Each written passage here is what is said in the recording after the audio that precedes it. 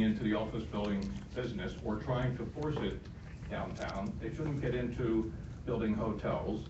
Arenas are okay. Many cities have supported arenas, so that's been okay.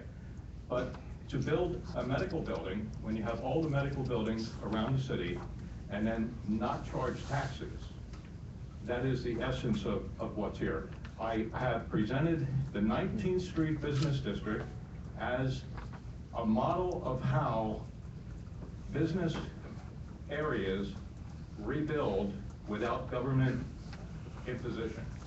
In here I have listed a lot of bailouts downtown that took businesses out of the reach of new businesses being able to start. You couldn't buy a building because the government paid a lot more. And we started with the bailout of the Howard's Furniture Store. So what I'd like to do is, I'd like to just give you a copy and you can read it. Why don't you give that to our chief clerk, Mr. Hanlon, and he will disseminate that to us as future days. Thank you, sir. Mr. Grady, go ahead. Thank you, Mr. President. I just want to point out that the medical building does pay taxes. It's a private property. Thank you, Mr. Grady. Mr. Hudson, welcome. How you doing, Ray? How you doing, Council? Name and address for the record. Glenn S. Hunsaker, 1051 North 19th Street. I'd like to speak on behalf of the Allentown Patriots. I'm the current secretary. I missed what you said. I missed what you said.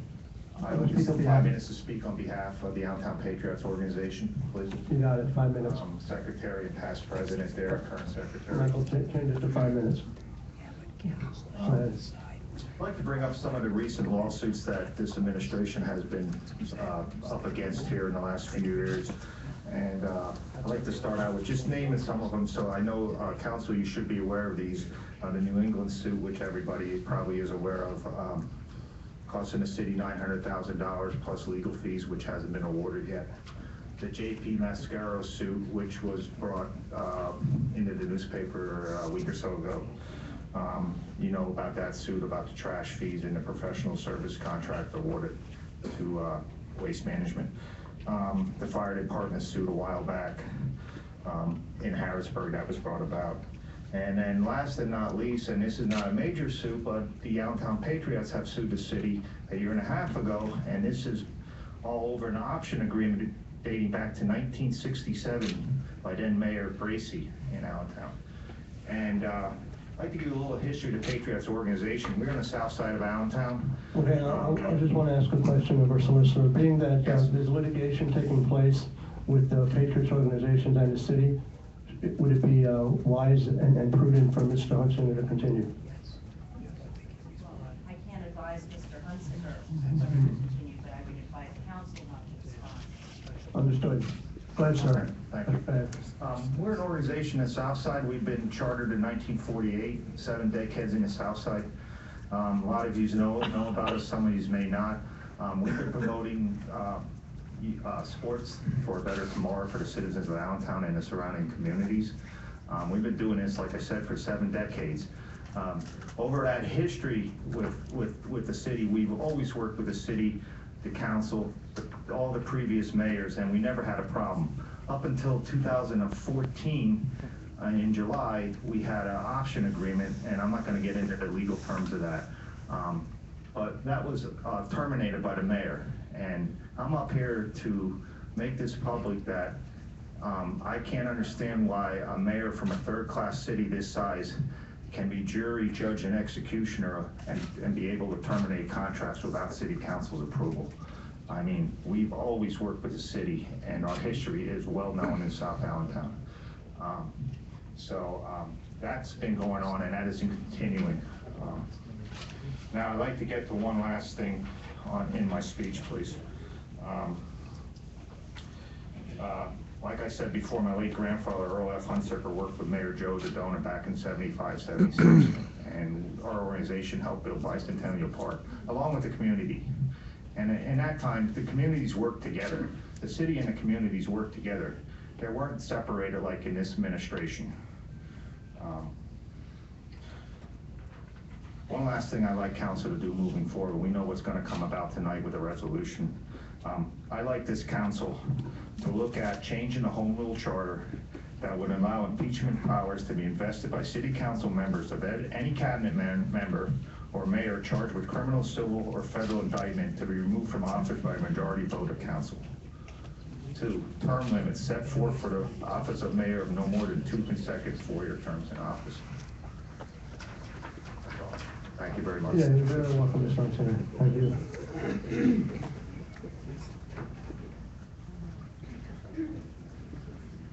Mr. Hirschman, Thank you, Mr. President. always good to see Lou you. Hirschman for, oh, it's always a pleasure. But the reason I'm here, on January 6th, I raised a question about the water and sewer lease with LCA. Mr. Doherty says it requires 2 signatures, and I pointed out there's only 1 signature on the water and sewer lease. So my concern is, do we have a valid water and sewer lease? If not, can council look into this water and sewer lease that we have with LCA? Because as you know, we're $780 million in debt now with this lease that we have with LCA. And maybe when you're done with this, with the mayor, and in 2 weeks, or maybe 4 weeks, or 6 weeks, you can get into LCA at least, see if we have a valid lease or not, and maybe we can get all that out of lease that we have, and get us out of debt, $7 or $8 million. And this would be great, because I don't think people outside are aware of this debt that we're gonna do. And my next question, my next concern is these cameras that we have in the city of Allentown. I point out in the last meeting that the general manager of the company gave $10,000 contribution to the mayor's campaign, to the mayor's committee. And then as I researched more, I find out that in 1914 and 15, we had money budgeted to buy more cameras. My concern is, were they bid, or did we just add it on to the contract? And does the contract allow addendums to the contract without being bid?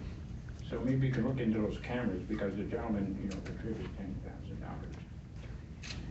Maybe we can clear up those 2 matters, the water and sewer lease and contribution for the cameras. Thank you. Because it's not fair if $10,000 buys the opportunity to provide more cameras for that public bid. $10,000 required a public bid. I mean, not $10,000, $100,000. The cameras were $100,000 to purchase. 2014, 2015, so it's $200,000. I just $10,000. It's a good investment. Thanks, Mr. Hirschman.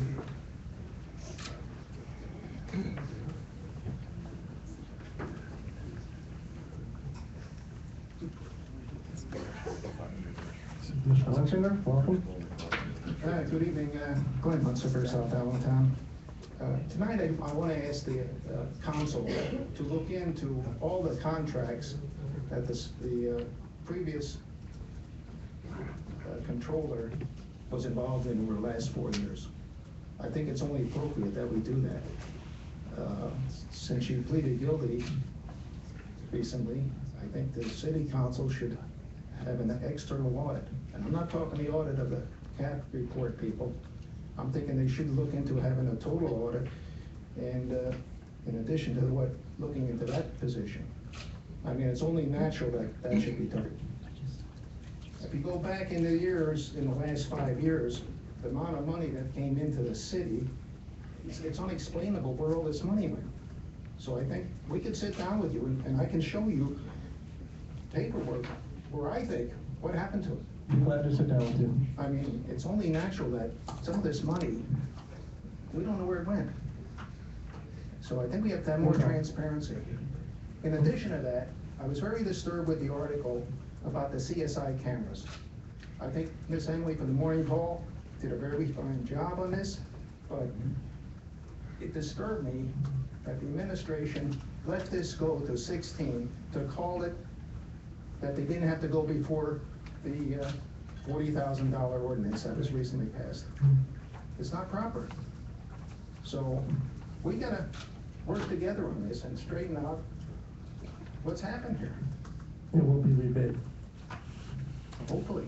Absolutely. It's just way too much money for that kind of system. It has to be open.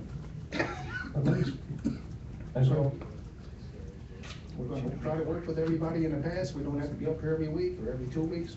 complaining to City Hall about things that are happening. So I want you to try to work with everybody in the Triple H committee. I got it. Okay. I know that I have committee. one more question. When are we gonna have the financial report for this month? Well, let me turn that over to Mr. Glazer, Budget and Finance. Thank you, Mr. President. We're going to meet on the 27th. Do we set a time yet, Michael? It's usually 6 o'clock, isn't it? It'll be at 6, and we'll do November and December. Okay. I'll be from the day at 6. Thank you, Mr. Hunsinger.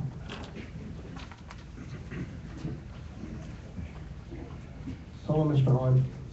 Good evening. Tom Horn, 2016 East Highland Street. As a follow-up question, on the report, City of Allentown, Pennsylvania, Comprehensive Annual Finance Report, Debbie Bowman, Deputy Director of Finance and Treasury. The questions that we're interested in come on page 93, 94 of the CAF report. And I did hear you say to Mr. Hunsicker that these questions can be and will be addressed at another session or a private session, or that the council will provide all the questions that pertain to this. I think you have a good relationship with Mr. Hartzell, okay? Brett, and I think you've had ongoing dialogue, okay? And we'll continue to have the ongoing dialogue with the new finance director. And that be made available. Express time. Yeah, I don't see why not. Well, I mean, I'm talking about with council's approval. Yeah, sure. Okay. Yeah, I mean, you, after many meetings, you're over there talking to Mr. Hartzell, and he's been very open. Yes. With the dialogue, and I think that's a very good start right there. Now, the next agenda is the solicitor's office and the cloud that's over it with the contracts that were manipulated by one of the people who have pleaded guilty. I think you're confusing the solicitor's office and the controller's office. No, You're not? no. Okay, go ahead. Because we wonder why the solicitor's office wasn't knowledgeable enough on the camera deal to explain to us what actually went on, and why didn't the solicitor's office explain that night what went on, what were the technicalities, and why they were so busy that they couldn't look into that matter within the 90 days. That was one of the questions that need to be answered.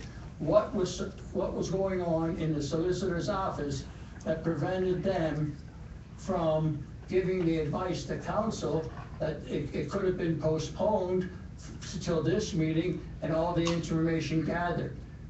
I'm lacking trust in that office due to the answers in the past and the present that were given to the public when they came up and asked for an answer. So if possible, if we could have transparency in the solicitor's office, and there's a few questions that I don't think are appropriate to bring up at this time, but it has to do with interactions and dealings from when Mr. Snyder was the solicitor, and relatives of people and members of the council. Understood, Mr. Hahn. I'll finish your statement. Understood. Oh, there, by the way, just for public knowledge, there is a rule in the charter that if 4 members vote for me to have more extra time, that it's allowed.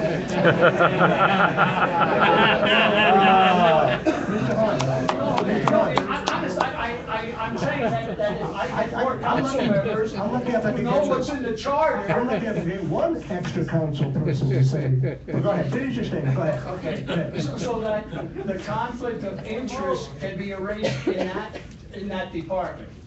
Understood, Tom.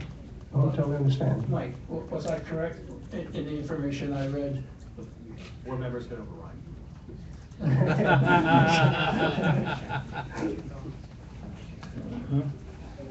I didn't thank Mr. Horn. Thank you, Mr. Horn. Welcome, sir. Jim Lopes, 404 West Hampton Street. Last year, Councilman Jeanette Eckerwald, before her departure, promised that she would meet with the safety committee to state the importance of police conduct and recommendation to the Allentown Police Department of 100 hours of continuing education on handle SOP procedures in detaining apprehendees and suspects. Mr. Oates, okay, go ahead. You have litigation against the city, am I right?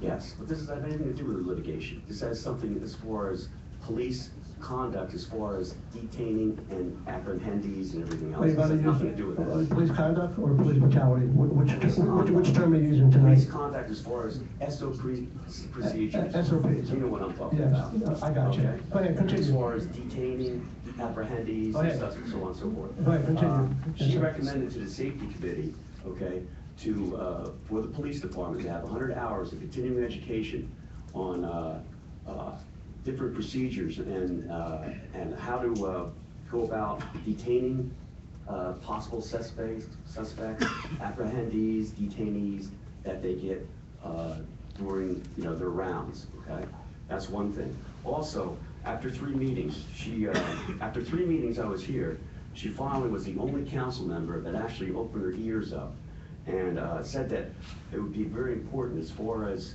the council to meet with the chief of police, okay, in regards to the police conduct, abuse and maltreatment, not only of me, but other citizens here. There's a lot of unreported assaults in the city, and I know that for a fact. Okay?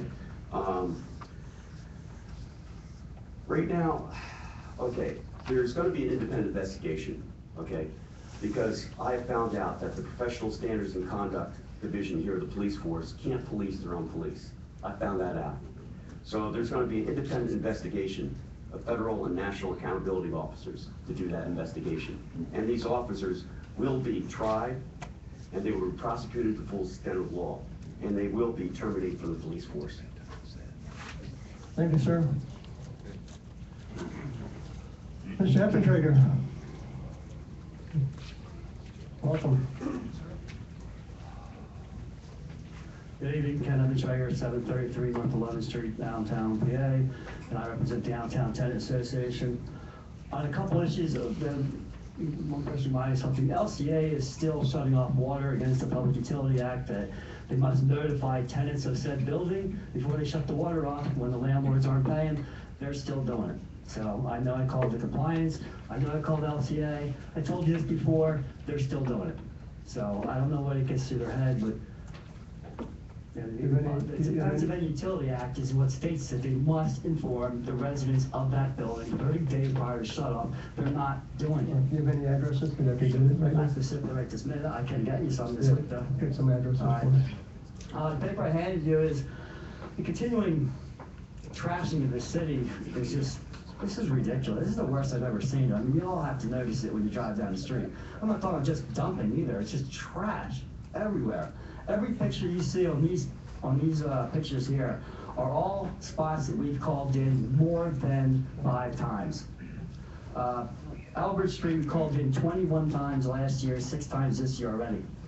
I mean, we called sweep 17 times this year already. This is insane. We need to buy more cameras. We need to find, and I'm not talking about the big giant surveillance cameras. We don't need that. You never watched those Cabela commercials? The hunting cameras that cost like $99 take amazing pictures and blend in.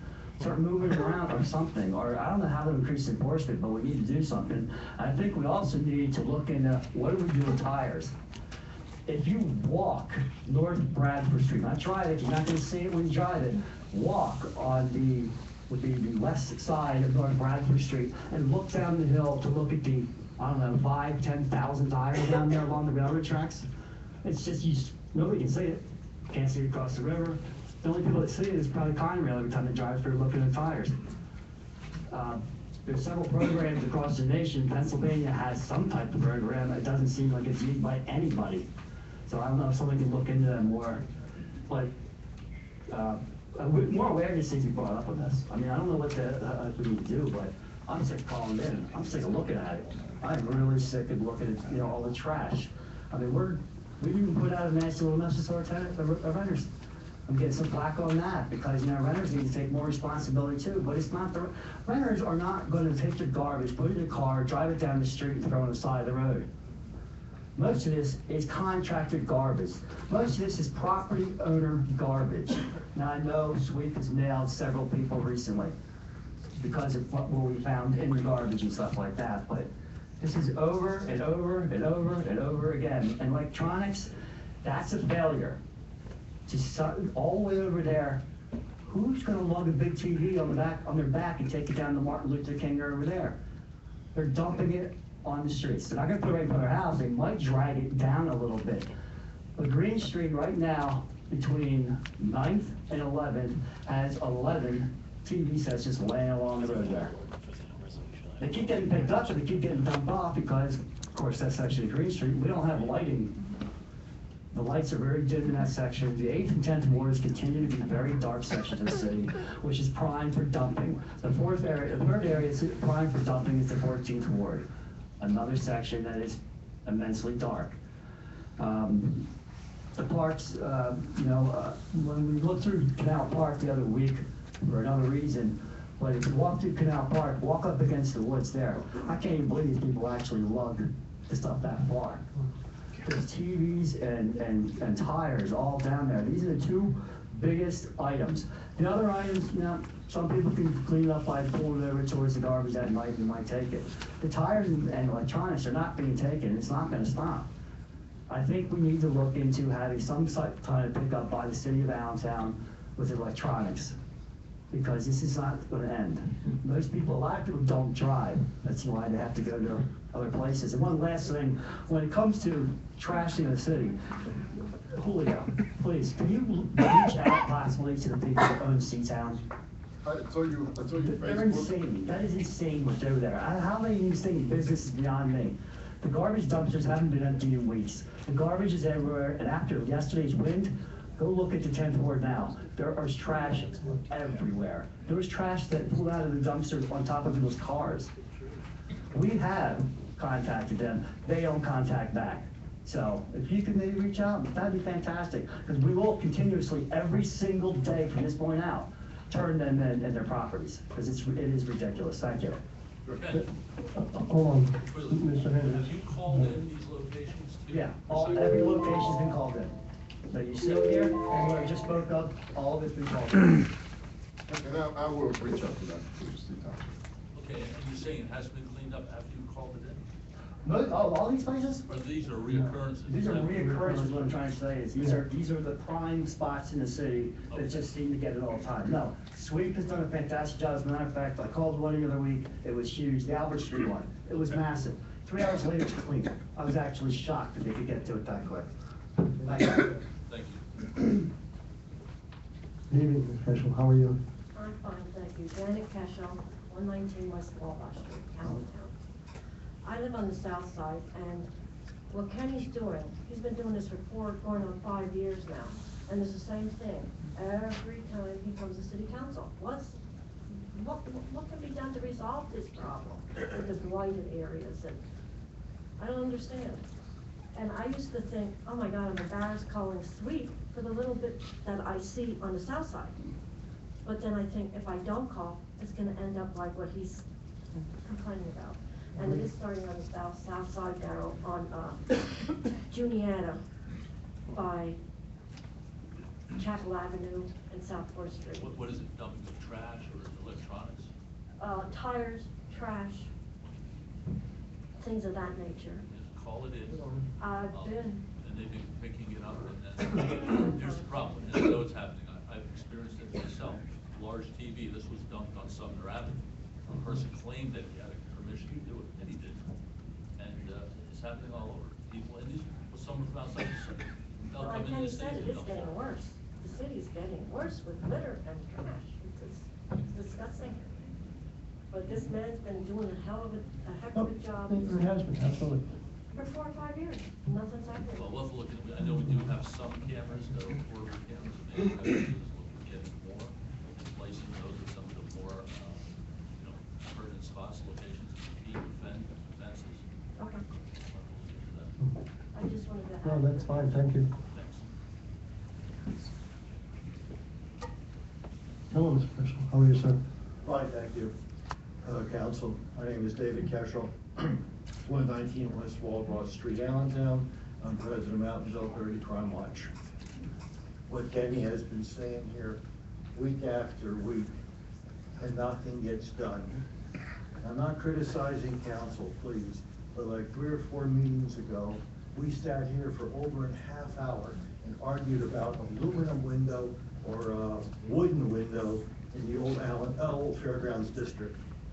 Why can't the problems that Kenny is bringing to council get the same recognition at the same time that a window is getting? Thank you. Agreed.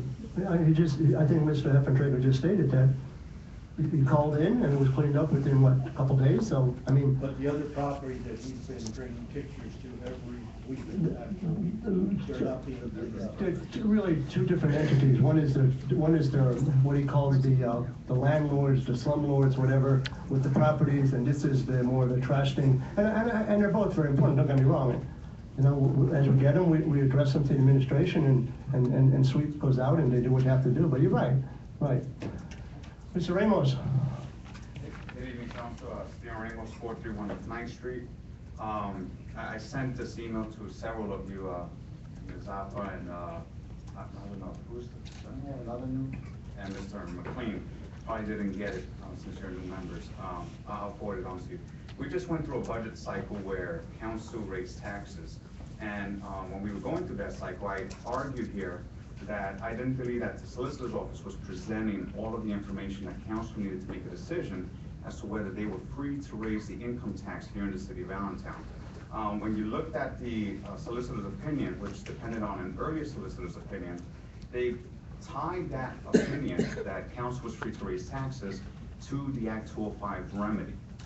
This last tax increase was not connected to the Act 205 remedy. And I just want to, before I move on, I want to read, this is part of the earlier solicitor's opinion, where he says that to the extent the city charter does not prohibit an increase on earned income tax to the extent necessary to implement an available remedy under Act 205. In my email here, I included a PA Supreme Court case where the Pennsylvania Supreme Court, and also I put comments related to the existing cases that were being cited, that those court cases did not overrule those local charters. All it did was reinforce, acknowledge that those local charters allowed for taxation, and that those local charters, in some cases, denied referendum.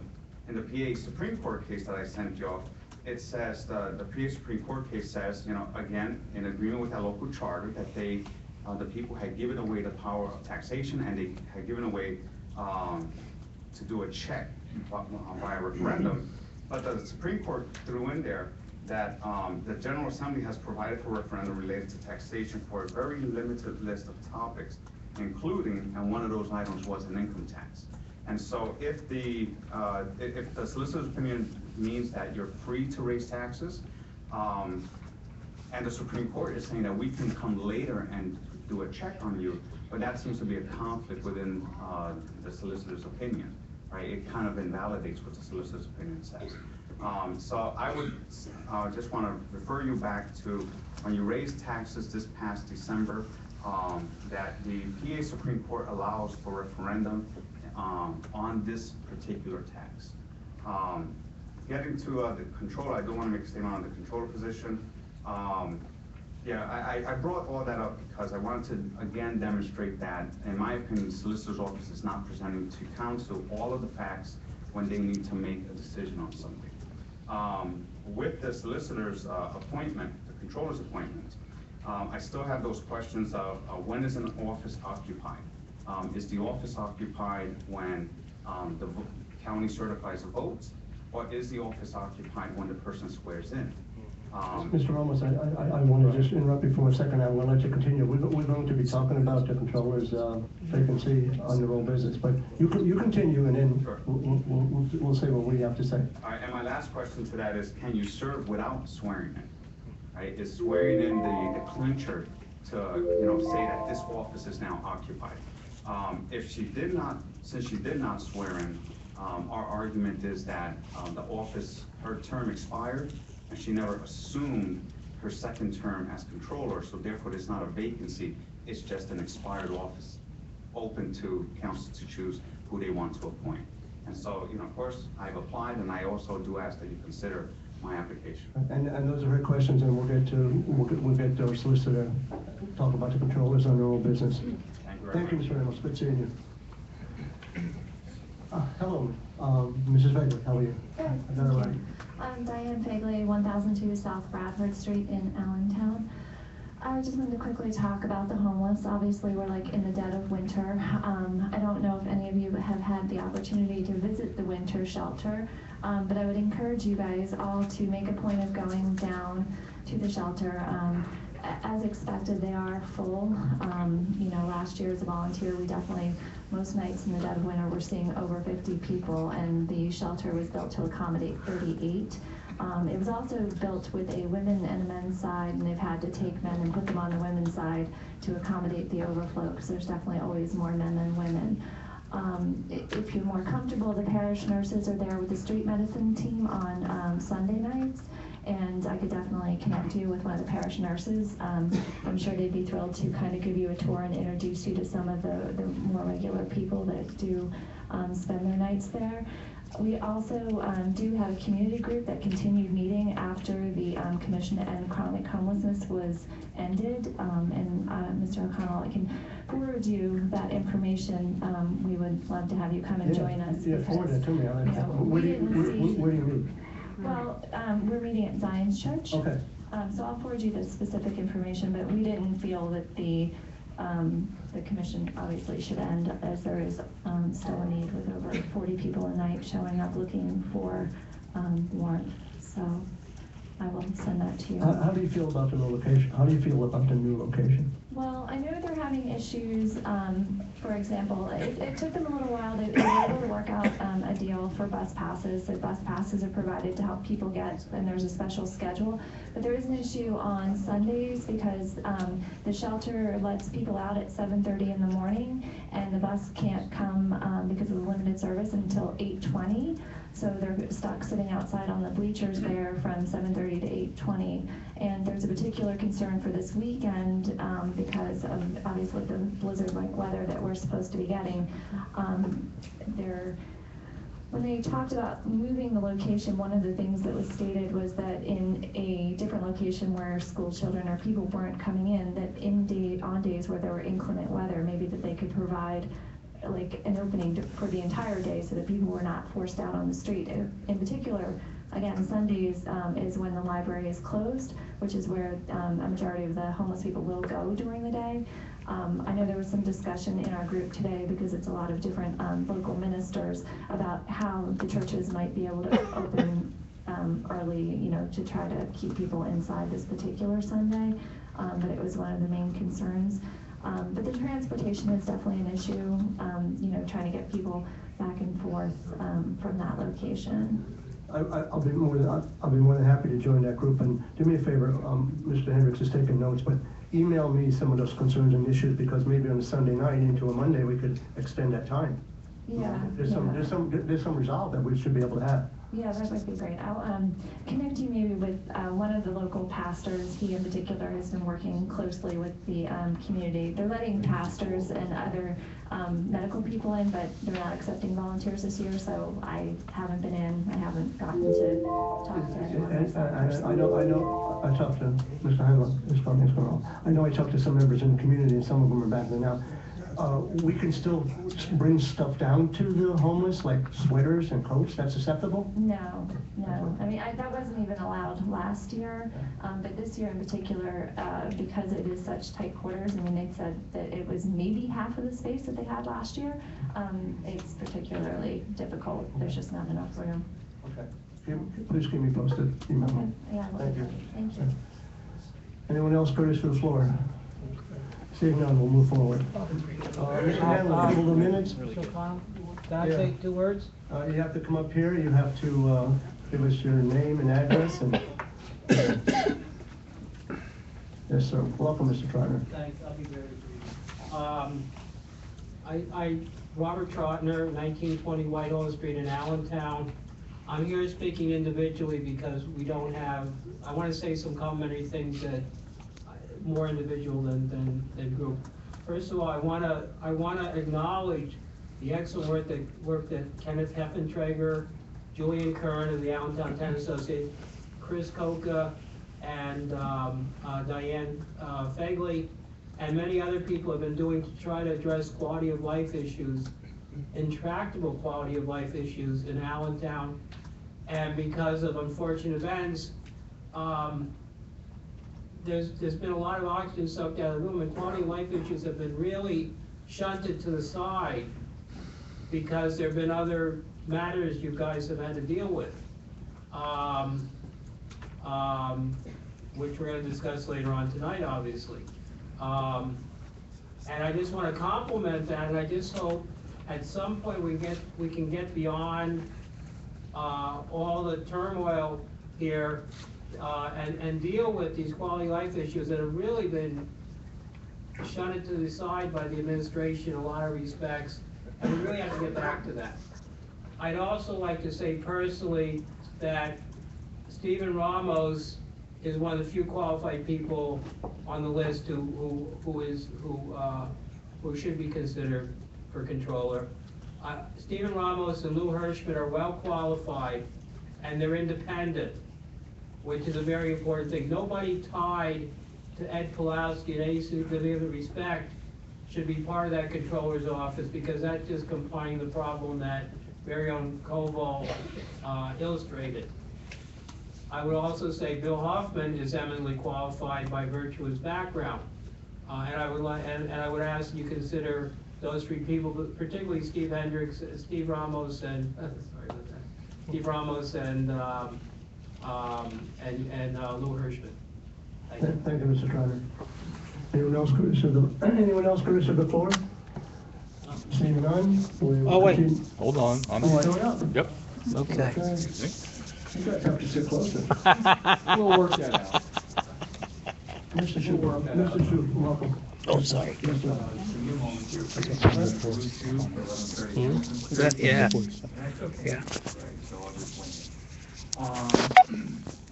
First off, thank you for this past year.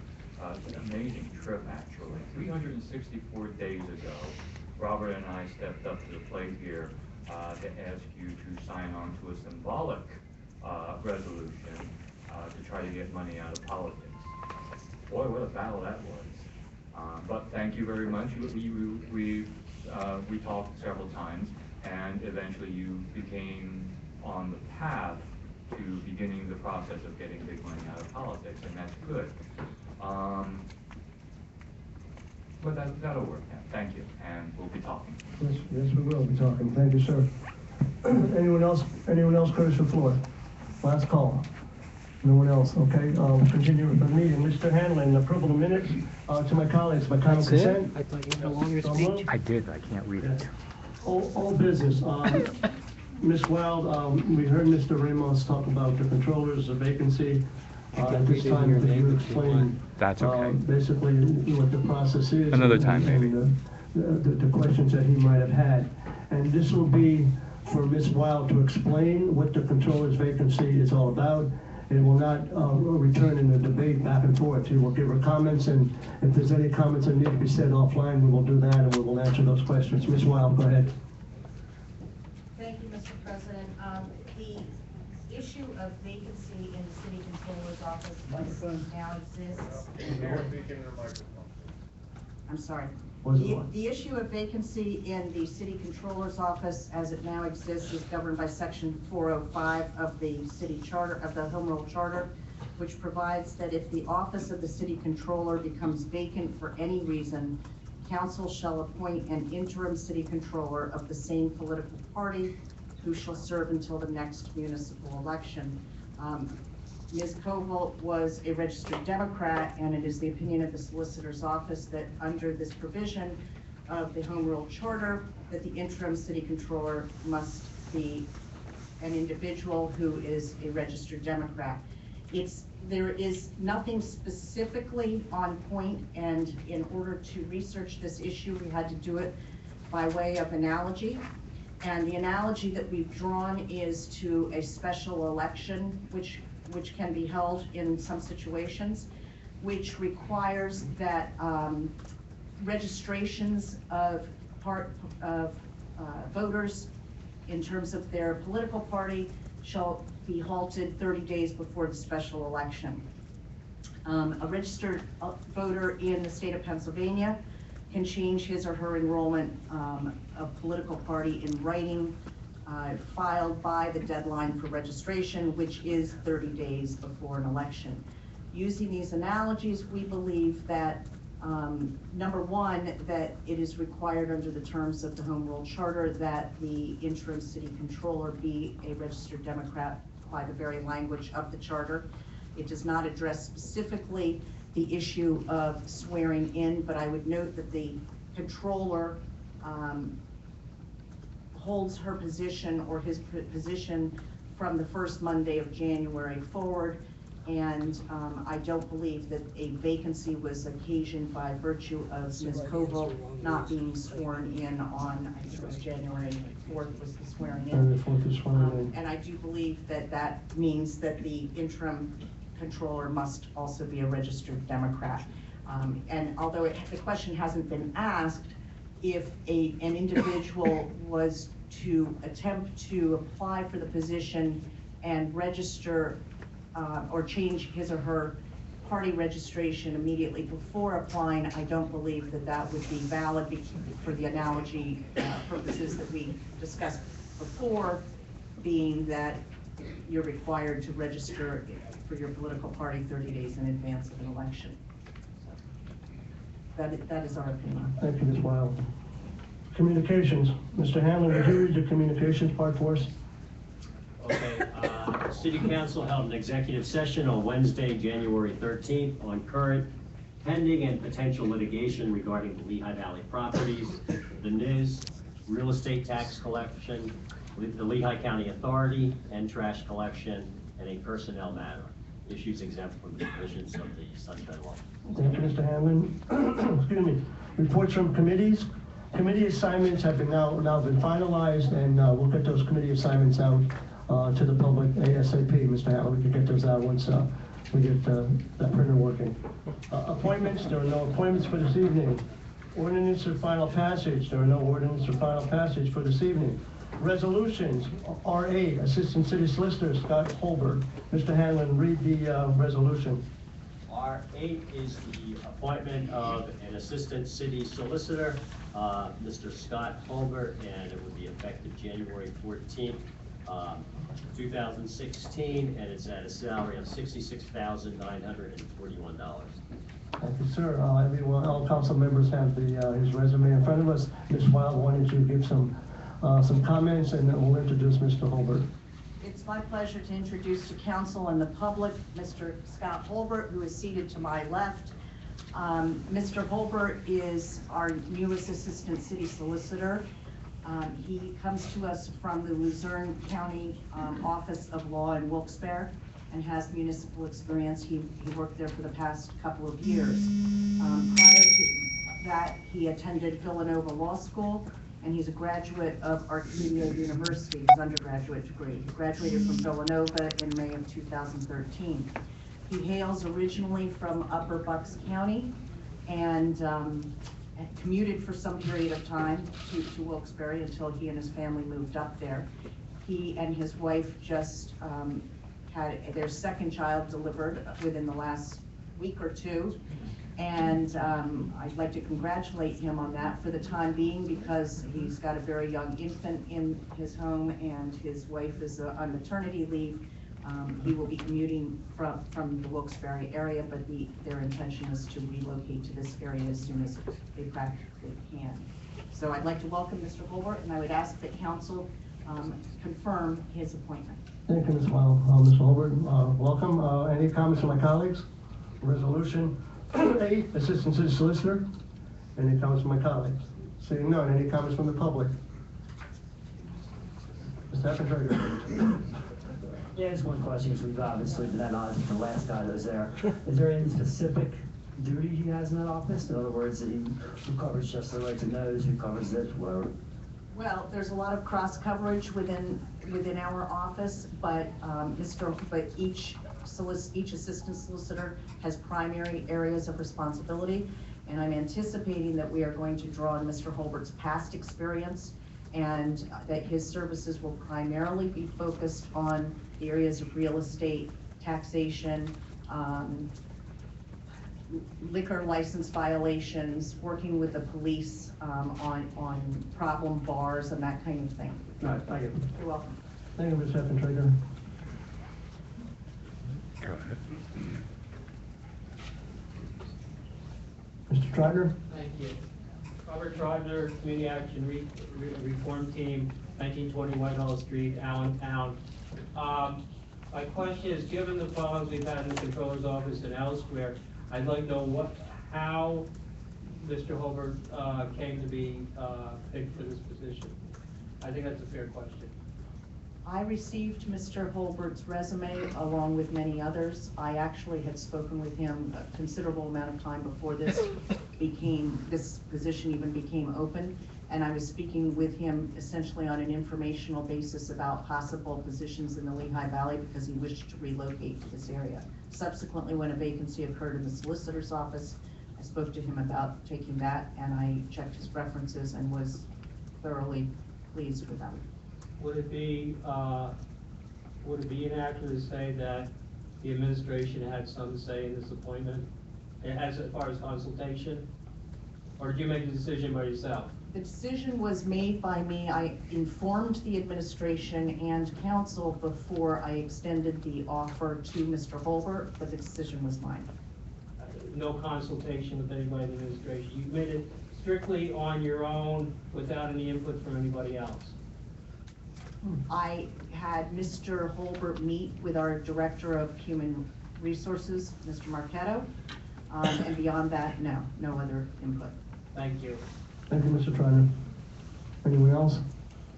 Seeing none. Mr. Hanlon, I want a voice vote. Mr. McLean still with us? I'm still here. Okay, we'd like you to vote on this also, Mr. McLean. We'll say Mr. McLean for, whatever order it is, let's just do the order. Mr. Hanlon, call him voice vote. Okay, on the appointment of Mr. Holbert, Ms. Appa. Yes. Mr. Glazer? Yes. Mr. Greedy? Yes. Mr. Hendricks? Yes. Mr. McLean? Yes. Ms. Moda? Yes. And Mr. O'Connell? Yes. Mr. President, 7 yeas and no nays. Welcome, Mr. Holbert. You'd like to make a few comments? Yes, That's, go ahead. Thank you. Yes, I'd just like to thank council, Ms. Wild, and everyone else who was involved in this. Looking forward to moving back down to this area. This is where I grew up. My family grew up. Bucks County, Lehigh County, and Northampton County. And I've really always enjoyed working in the public, working in public service, and helping people out. I'm really looking forward to working for you as the citizens of the city. Thank you. Thank you, Mr. Holbert, and I speak probably for all my colleagues. Welcome aboard, and you picked a good meeting to get your feet a little wet. Welcome aboard. And you didn't run out the side door, so that's a good sign. All right, R9, Mr. Hanlon, vote of no confidence / resignation. I want you to read the entire resolution. Go ahead, sir. R9, where it's a series of cumulative events that put the government of the city of Allentown in a critically unfavorable light in the community, whereas a subpoena for records from the FBI was served on Allentown City Hall on July 2nd, 2015, containing a list of more than 20 people, companies, and entities in connection with the federal grand jury investigation pending in Philadelphia. Documents, computers, and other items were taken from multiple offices, and there have been subsequent requests from the FBI for additional records. Whereas an assistant city solicitor pleaded guilty in November 2015 to conspiracy to commit mail and wire fraud in the awarding of a contract, and in January 2016, the former finance director pleaded the same federal offense. Whereas the city controller pleaded guilty to a single felony count of conspiracy to commit honest services wire fraud, also in January 2016. And whereas all the positions so noted above fall under the supervision, direction, or influence of the mayor of the city of Allentown. Whereas court documents indicate someone only matching the description of Mayor Ed Pawlowski was involved in these alleged actions violating numerous federal statutes in connection with the FBI investigation. Whereas these allegations have brought the city into disrepute and created a negative work environment, making it difficult to effectively conduct city business. Now therefore be it resolved, Allentown City Council concludes that the continued service of Mayor Ed Pawlowski as mayor of the city of Allentown is a detriment to the well-being of the city, its residents, and city employees. Be it further resolved that Allentown City Council concludes that Mayor Ed Pawlowski is no longer an effective leader and can no longer carry out the duties of the office of mayor. Be it finally resolved that this resolution is a formal declaration of no confidence and that the City Council of Allentown hereby goes on record demanding Edwin Pawlowski resign from the office of mayor immediately. Thank you, Mr. Hanlon. I want to, as president of council, I guess I have, the way I want to handle this is my call. I want to reserve the council comments to the end. I want to hear from the public first. After we hear from the public, council will make their comments and then we'll have the vote. So, and I ask everyone, obviously this is a very emotional time for many. I ask everyone that comes up, obviously to state their name, their address, and whatever they say, we will listen to. But I don't want this to become a pep rally. I don't want this to be heckles and boos and cheers and that stuff. If that is being done, I will stop the meeting. I think we could do this in a civil, respectful way, and I ask everyone to follow those guidelines. Thank you. Okay. Welcome, yes? Reverend Erica Lynn Bickford, a.k.a. Everett E. Bickford, founder of the oldest Halloween parade in America, Family Association, founded at the insistence of Mr. Pawlowski to keep that parade alive and rolling in the city of Allentown.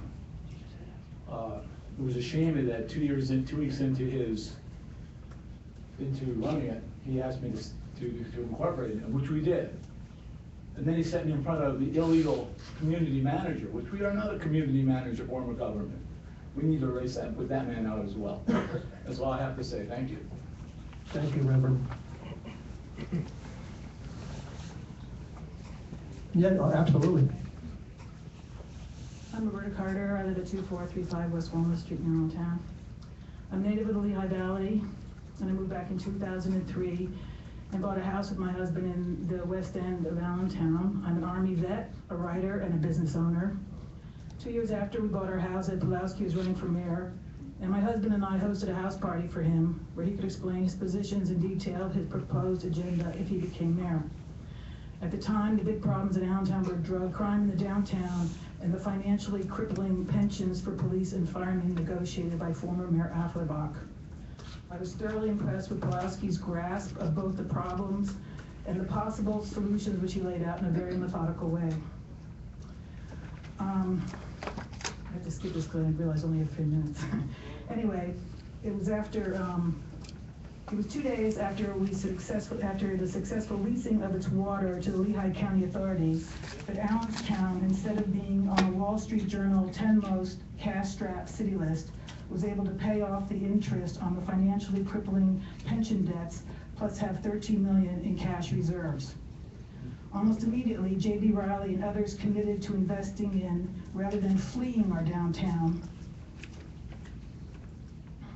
And the rest is history. Downtown Allentown is becoming a place people come to spend money because business people are confident investing in it. This fresh start reality is due in great part to the tireless, single-minded focus of our mayor. I was appalled when I read the headlines in the paper that City Council of Allentown is resolving to vote no confidence to the person who turned our city around. Asking to resign, we should be erecting a statue to him. Wait, what? It's a well-known fact that if you have an enemy, the way to get an anonymous revenge is to stick the IRS or FBI on them. And once the IRS or FBI get involved, they won't leave until they find something. I think that's what's happened here. Someone crossed paths with the mayor, didn't get what they wanted. What the FBI has found so far is so minuscule that I can't believe the time and money they are wasting on it. And none of what I read is detrimental to the city of Allentown. Crime is down, taxes haven't been raised. Passenger train service has a chance of coming back. Our mayor is one of the few public officials Taxes with the haven't been balls raised. to He hasn't been welcome coming to vetted meetings. Syrian immigrants to our city. He's a mensch. The mayor is living in a palace in the burbs. He lives in a modest house in Central And City. what we're talking His about is children going go in to the public video. school. The mayor has made the city a viable place to do business because of his bold vision. If you do in fact hound Ed Pawlowski into leaving his position, according to the home charter, the interim mayor will be the head of council. In this case, a person whose entire career was spent as an administrator in the Allentown School District. The one thing that any real estate agent will tell you is Allentown's biggest negative. The no confidence I have is against the 7 people sitting on the council now, none of whom, by the way, is according to the credentials presented on the Allentown website, qualified to run the city, which would happen in the event that you eventually hound Ed Pawlowski to reign. I beg you to find a way to work with our mayor, table this resolution, and replace it with a resolution to give our hardworking mayor a raise. No. We're not gonna do that. We're not doing it. I do not want to have people ejected. I talked to the officers early on. That's the last thing I want to do.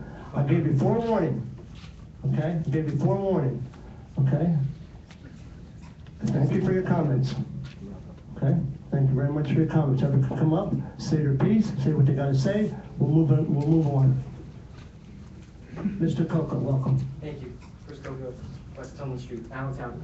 I want to say that, well, my family have been stakeholders in the city of Allentown for 100 years.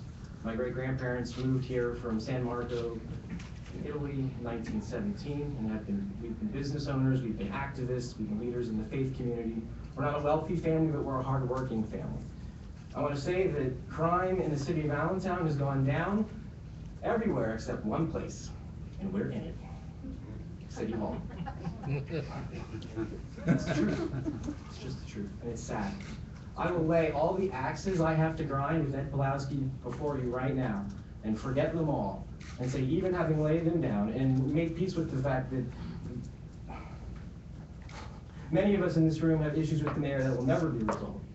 That the resolution that you're going to seek to pass tonight is the right thing to do. It's absolutely the right thing to do. Ed Pawlowski did not write the legislation that created the neighborhood improvement zone.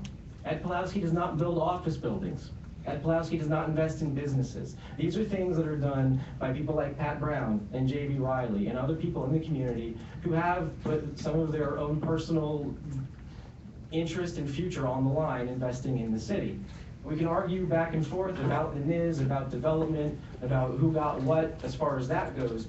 At the end of the day, the mayor conspired to commit honest services fraud against the citizens of Allentown. The mayor has one important job, and that is to render honest services to the citizens of the city. When he fails to do that, when he renders dishonest services at an advantage to his cronies and to his friends, and people donating to his campaigns, he's actually doing the opposite of the very thing that he must do by law, which is render honest services. Ed Pawlowski could build the arena brick by brick with his own hands, and it wouldn't take away the fact that he's failed to render honest services to this city. What that means is that he has stolen from the citizens of Allentown. He's stolen from our children. He's stolen from the limelight we're supposed to be enjoying now as a city on the rebound. My son asked me where I was going tonight, and he's 8 years old, but he's pretty smart. And I said, I'm going to city council. And he said, are you on city council? You go there a lot. And I said, no, but there's some things going on. And he said, I told him an 8-year-old version of what that would kind of be like with the mayor. And he said, why did this have to happen to our town? And I said, it didn't have to happen to our town. I said, but because bad things happened here, doesn't make Allentown a bad town. I want him to know that. What you're going to do tonight is going to send that message that you as city government care, that you as city government are not going to rubber stamp. I mean, anybody who thinks that you've been the major antagonist of Ed Pawlowski for the last 4 years hasn't had their eyes open. Mr. O'Connell, thank you for being administrator in the city of Allentown, in our school districts, at Trexler Middle School. Thank you for all the places you've served tirelessly for the children of our school district. I think it's beyond reproach that someone would stand here and criticize you for that. God bless you all. Thank you. Thank you, Mr. Coco. Ms. Cashel? Welcome. Janet Cashel, 119 North West Wabash Street. Just one question. Who is going to be able to fill the mayor's shoes and continue the hard work he has done in the city? Time will tell. Thank you, Ms. Keschel. Yes, sir, welcome. Hi, my name's Casey Stengel. I'm from 4213 Hill Street in Copley, but I used to be the prior owner of the Bada Bing restaurants in Allentown. I got to meet Mayor Ed Pawlowski, and can't believe what's going on with him right now. And everybody's stabbing him, because I was here when Allentown, I had the restaurants, we weren't too good up here. City wasn't looking too good, but now it looks pretty good to me when I come down here. I'm pretty proud to say that I grew up in Allentown. I sold the Evening Chronicle when it was available at Hess's and H&L Greens, 5 and dime. It's starting to come back to where it used to be. And he is a member of my church, and I'm a brother of Ed Pawlowski. And I cannot believe you're all turning your back on him, because now you finally have something here. You have a mayor that's not a deadbeat mayor like most of the mayors were in Allentown. And I hope that whoever is going to fill his shoes can be at every event, every catastrophe in this city, from the gas explosion to that little boy. He's there. He's a hands-on mayor. And sometimes you have to overlook some things, you know? But I do feel that Ed Pawlowski is a great man, and when you lose him, you're going to lose a good man. I brought this city back to where it should be and worked very hard to do it. Thank you. Thank you, sir. Welcome, sir. My name is Paul Furman. I live in the west end of Allentown. Could you give us an address? 2435 West Walnut Street. I'm extremely disappointed in you people. I don't know what the heck you're up to. When I moved to this city, I was an antique dealer. People were bailing out of the city. 7th Street was vacant.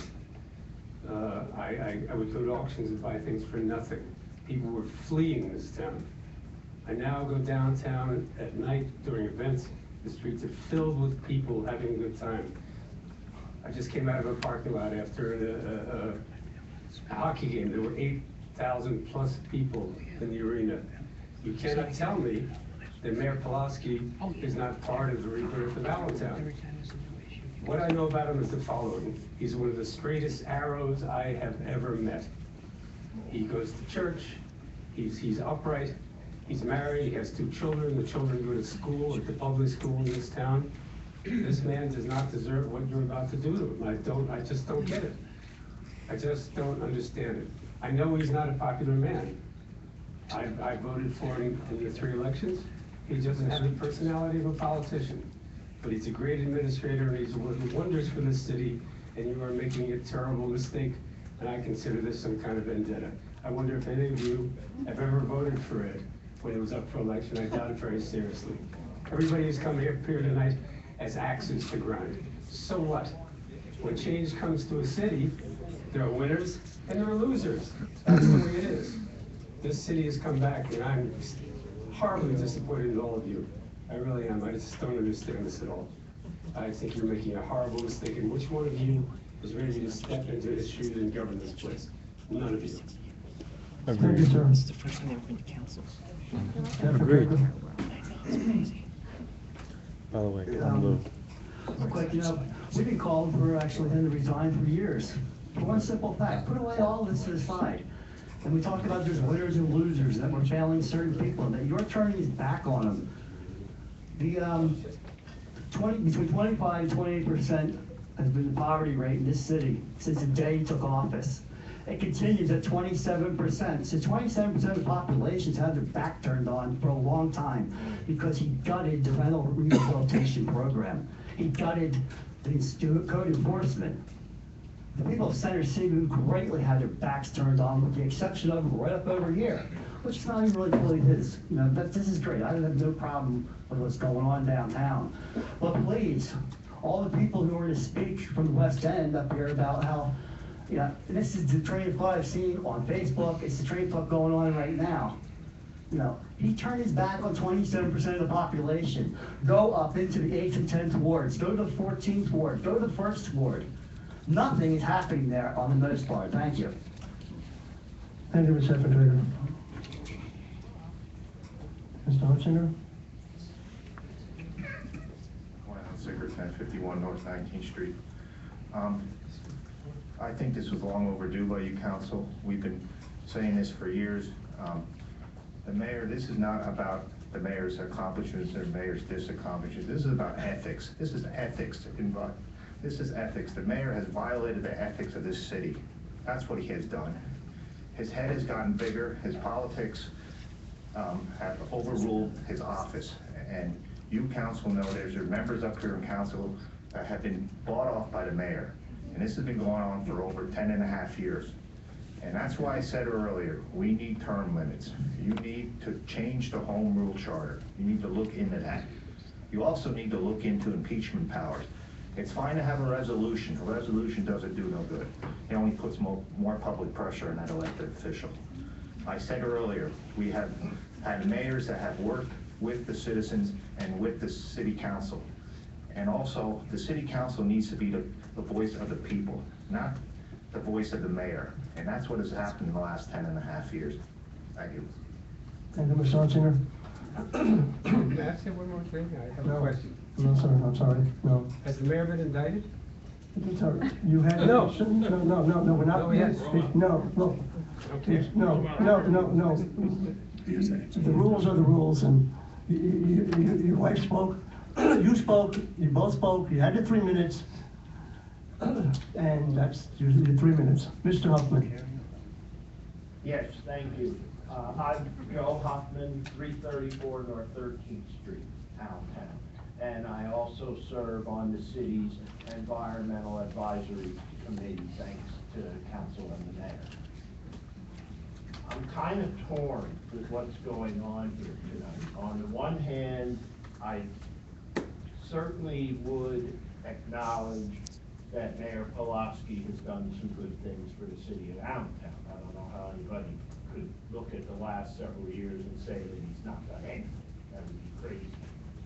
But something is happening in your city right now, in your city hall right now, the very place that you people walk around every day.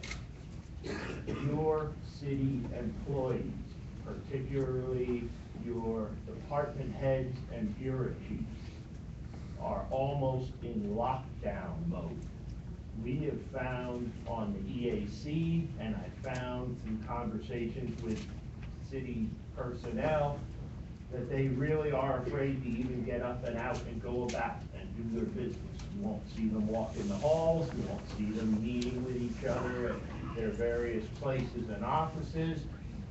Lots and lots of projects have ground to a halt or are going at a snail's pace.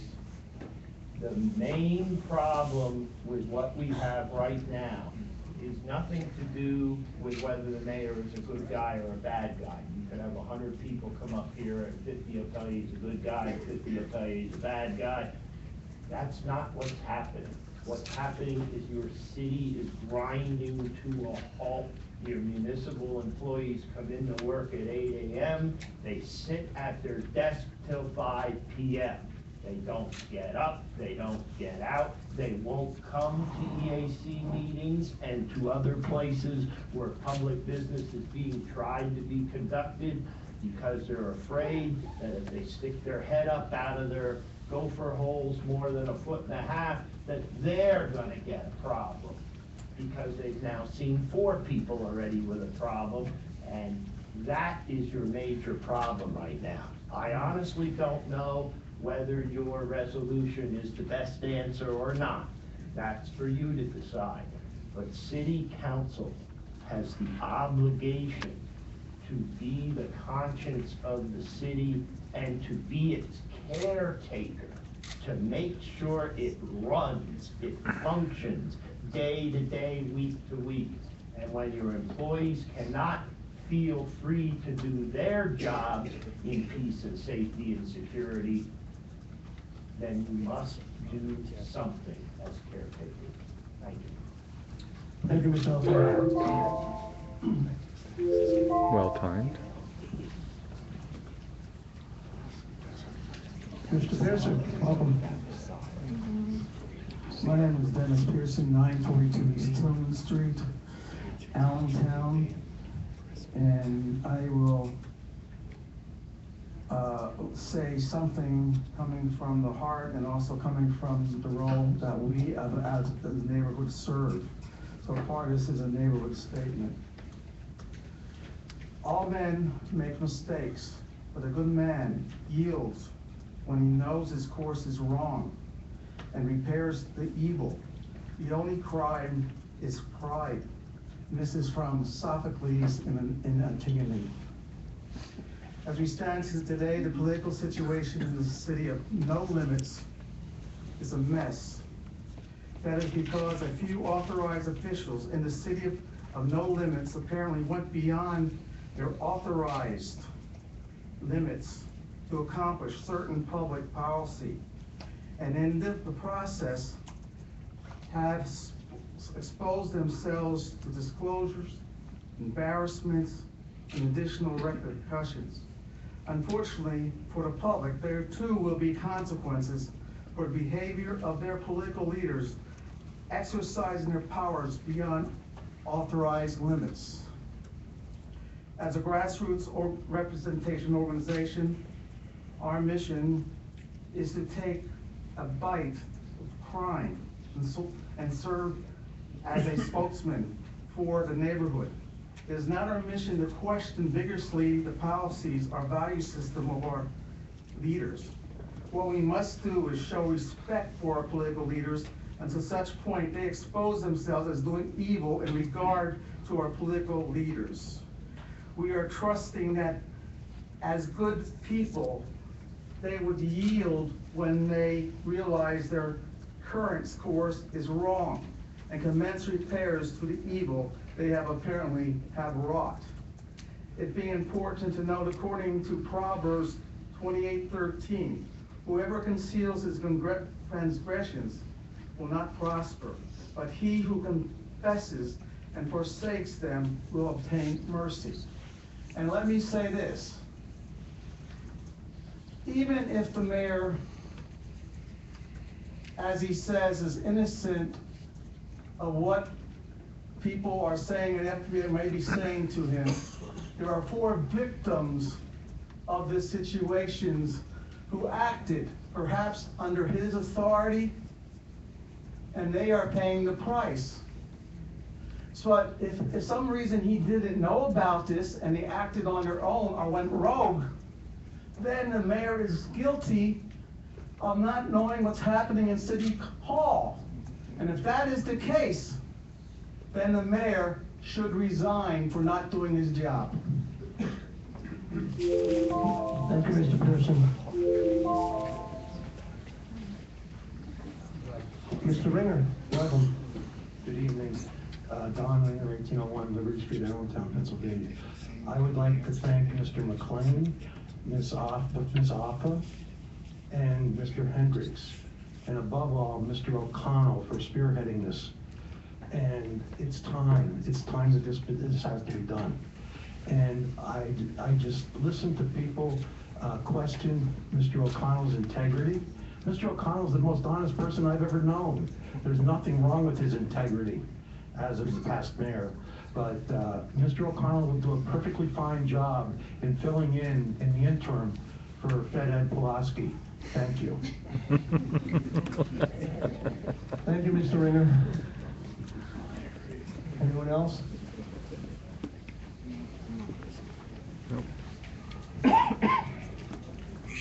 You read your speech. I'm sure. Welcome. Thank you.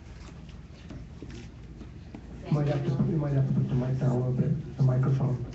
This one? Yeah, a little bit, yeah, thank you. Name and address. Sandy Miller, 1913 South 5th and number 5 Street in Allentown.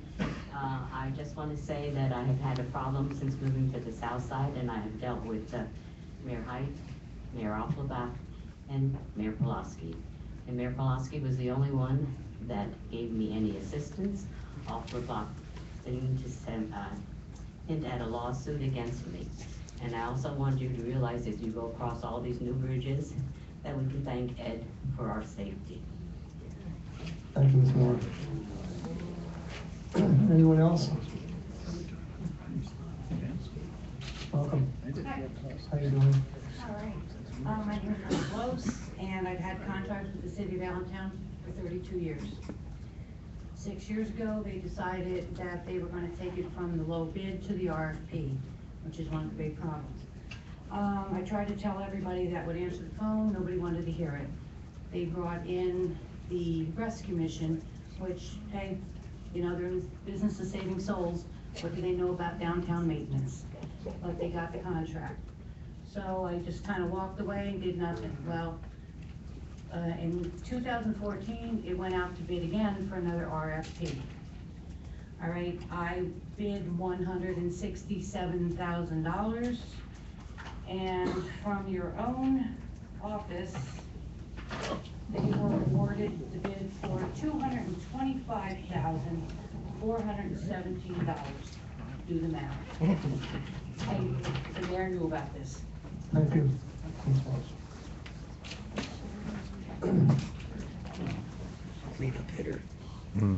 Mr. Fagley, welcome. Good evening, council. I'm glad that something's actually happening with the mayor, but claiming ignorance is no excuse, and this council has claimed ignorance in the past. Things have been voted on that Pulaski has really ripped us all off. You guys all voted yes. And then just listening to some of these folks from the public, you realize none of them have ever been here to a city council meeting. None of them have been here in front of council to hear you speak, or not speak at all, since Mayor Pulaski has given all of you permission to just remain silent. That's not the case. That council was not like this 5 years ago. And Ms. Affa, you pointed out last time that the public was not allowed to address individual members of council directly, as if it's some badass rule that the president of council is the only one that we can address. It's lame. We all elected you. You should represent the people, and you should speak for the people. You all voted for many things that Pulaski did that was corrupt. Okay, it's great that you're passing this today, but when are we going to be able to discuss all the crap that you voted for that Pulaski put you up to? The $5 million of water lease money. When are we going to have a discussion about that? Where's the forum for that? Where am I as a citizen supposed to go and say, I would like to know now that the mayor is being charged or going to be charged, what's going to happen with that $5 million of water lease money and the $1.4 million spent on Mr. Itia's property that we didn't need?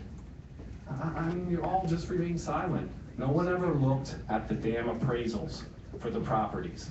So this is a good forum publicly to point out to the rest of the world, to the nation, okay, how lame Allentown is. 60% of the voters here voted for Mary Ellen Koval. She just confessed her guilt to the FBI. 60% of the voters voted here, even when there were many citizens pointing out the corruption last year. The fact that Mayor Pulaski supported Mary Ellen Koval fully. It was part of her campaign, and he supported 2 other council members right here fully for their campaigns. A major conflict of interest are 3 parts of our government: the mayor, the controller, and council. They should be completely separate from one another. The fact that these conflicts of interest have existed and none of you have said anything, only Ms. Eichenwald has said anything. You should all be ashamed. I've said it many times before, your silence is a disservice to the city. And God forbid if any of you ever try to be mayor here. You could be a temporary mayor, but we the citizens, and you know, I speak for the people that aren't here. The people that just suddenly show up and want to support Mayor Pulaski, they should be ashamed as well. Okay, because when all this goes down, we'll see where it is. But it's a little too late. Just as someone was pointing out, the mayor was supposed to be keeping an eye on the controller. You're supposed to be keeping an eye on both of them as well. And you all allowed this to happen. So you allowed it to happen. So this is too little and too late. Thank you. Thank you, sir.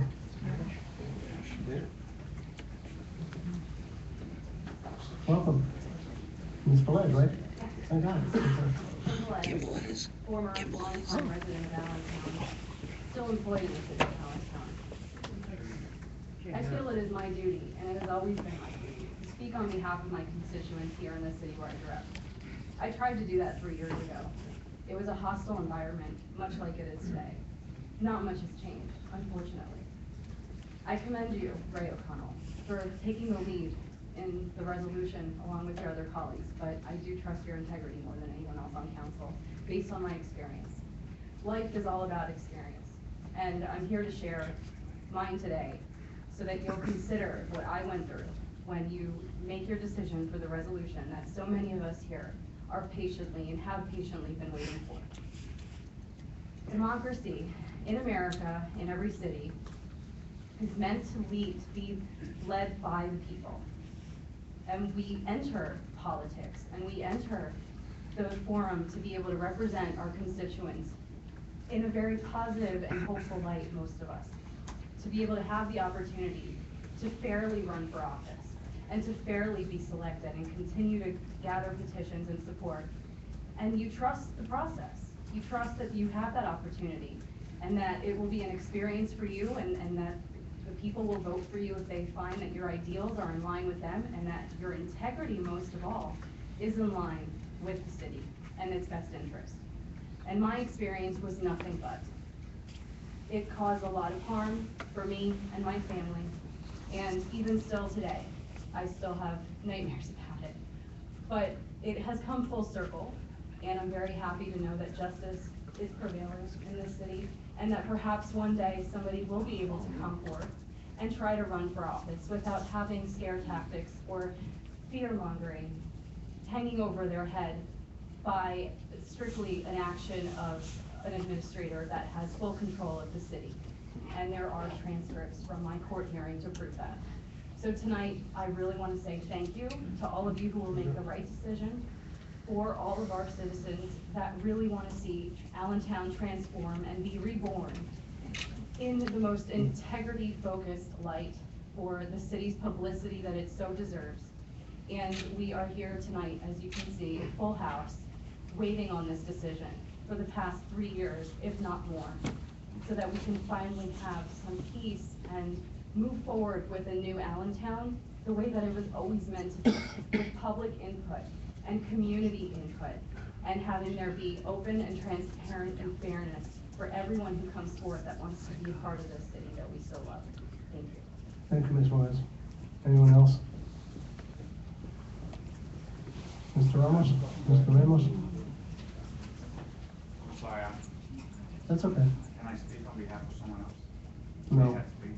No. All right, I'll do that then. That's obviously good. Yeah, okay, thank you, sir.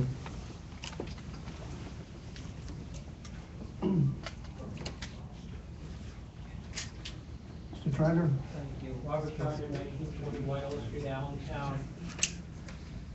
I want to pay tribute to Jeanette Eichenwald, who was the only one to stand up for the mayor way before it was fashionable to stand up against the mayor. And she paid the price. She's not here today because the mayor's machine beat her in the election. She didn't run for re-election because the mayor had so much money that he just started sending it out, and No, let me correct you. Ms. Eichenwald was a colleague of ours, okay? Ms. Eichenwald chose to retire from public service. Okay, let's stick to the facts. She served 2 terms in the Allentown School Board, and she said that was enough. She served 2 terms in the Allentown City Council, and with respect to her, she chose not to run again. So let's stick to the facts. There were many factors in her decision. I know her personally, as you do. There were many factors in her decision. That was one of them. But I hope Ms. Eichenwald is watching this video. I hope she's sort of smiling, because what she fought for a long time, for 2 long years, has finally reached some kind of fruition tonight. So I want to give credit where, I mean, all you guys have come along, but she was there before anybody else was. And, I'm sort of agnostic on the NIS, on all those things. I do know that the NIS brought a lot of money into Allentown, and a lot of that money found its way into the Citizens for the Better Allentown, Ed Pulowski's campaign, PAC. A lot of money from labor unions bosses whose people got contracts in construction, a lot of campaign money. That campaign money was used, was distributed to people in order to buy their support, not you guys, but given certain people to buy support for what he wanted. I'm agnostic about the NIS. I'm agnostic about everything he did. I don't like the way he did it, because the way he did it was unethical. And anybody who's followed the newspapers knows that, you know, you can wait till he's indicted, you can wait till he's convicted, but anybody who's followed the newspaper, the 4 people, including the controller, anybody who was here on July 2nd and saw the FBI raid, carrying out all the computers, and escorting Ms., if I'm not mistaken, Ms. Koval and Ms. Pulowski in the federal courthouse to be interviewed, if I'm not mistaken. Anybody who saw Mike Fleck suddenly leave town, his political advisor suddenly leave town, the day that the day after the FBI raided, knows that this is. Finish your statement, Mr. Yeah, Turner. this isn't a question of what he's done, good or bad, that's irrelevant. A public official is held to a higher standard because he serves the people. And that's the only question here today, and that's why it's important to discuss. Thank you, sir. Anyone else? Take that, please. Thank you. Mr. Shoup? Hello there, Eric Shoup, 1130 Mayor I will give him credit that he was a very good administrator. He was a very prompt administrator. If I were to contact him about a situation like a pothole or something like that, bam, he was right there on top of it. I'll give him credit for that. But based on what you all heard, what everybody else here has heard as well, it seems that during the past 9 years or so, he has invoked a culture of corruption, a culture of deception. And Mr. O'Connell, you and I just talked about that yesterday, in fact. So now, with this resolution that you have before you, now you can begin the invocation of a culture of transparency. What you do with this culture of transparency going forward is what we will be watching. Thank you. Thank you, Mr. Shoup.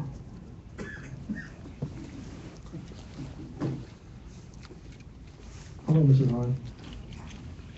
Hello, Council. I'm Helen Hahn, 2016 East Highland Street in Allentown. I just want to present this thought that you as legislators, I feel you're doing the right thing. The idea that when a leader uses malfeasance, which is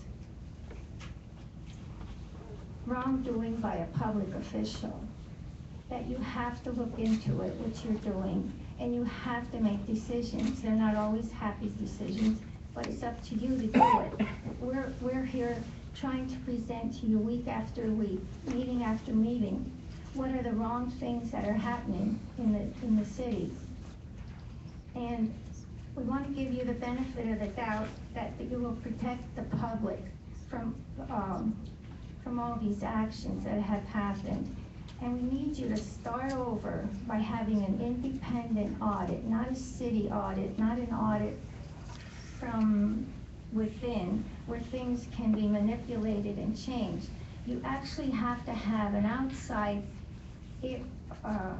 auditor come and find out where all the money went. There was too much money that has slipped through, and all of the budgets that you signed up on and all the budgets you put through, they're not clear at all. We go over them, and there's money that can't be found.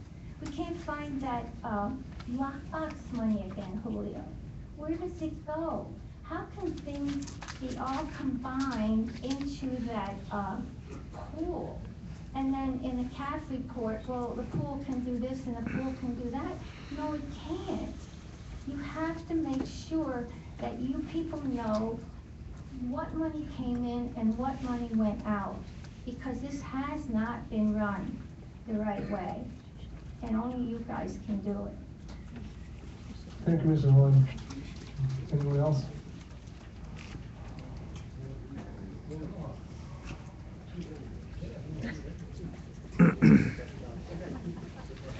Mr. Hahn?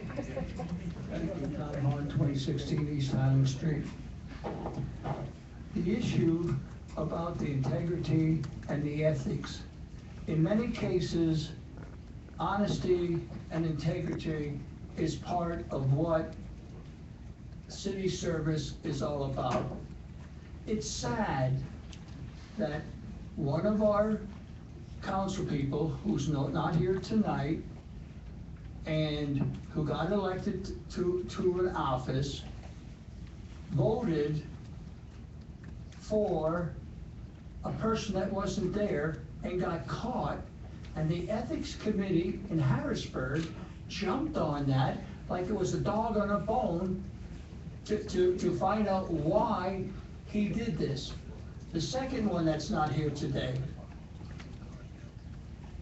promised me for 5 years that as a member of the finance committee, that he would show me in writing how much the city saved by starting out by selling the water and sewer and trying to sell every property that wasn't nailed down by the Trexler grant money that they couldn't sell. I was at the meeting when he tried to sell Bicentennial Park for a few $100,000 when Bracy, the contractor, said it was worth 12 million, and he said, well, he's gonna get 50,000 for the lights and another 50,000 for the seats and tear the place down and rebuild it. And I was at that meeting, and it came out that the recreation department that was handpicked by the mayor didn't know what they were doing, couldn't even schedule people to be in the ballpark when they had somebody booking games there all the time. Now, the revenge that the people are talking about was the mayor took away an organization in the South Side that used that to get money to fund their sports program. That's just one item. Then there's the money that was missing in the CAF report, $1.7 million. One report it's in, one report it's out. When we read what they said, oh, it's back in. We never got an accounting for that money. Somebody referred to the $5 million in the lockbox. The interesting thing about it was that we were getting 3.5% interest on $5 million to help pay down the debt. The money was transferred and moved, and the minute they moved it, we lost the interest and we got peanuts. Now, to make it more interesting... Finish your comment, Mr. Hahn. Now I have to ask for 4 people to vote. No, I'm sorry, because if 4 people agree to hear what I'm saying and try to put it in chronological order and not go so fast that when I do combine all the things together, that no one understands at the end of me what I said because I'm grouping it into 3 minutes, at least I'll know if the 4 people vote that they want to hear what I have to say about all the things that we've been checking on. And the interesting thing is... Mr. Hahn, as President of City Council, I will not call a vote. Finish your comment. Thank you, Mr. Hahn.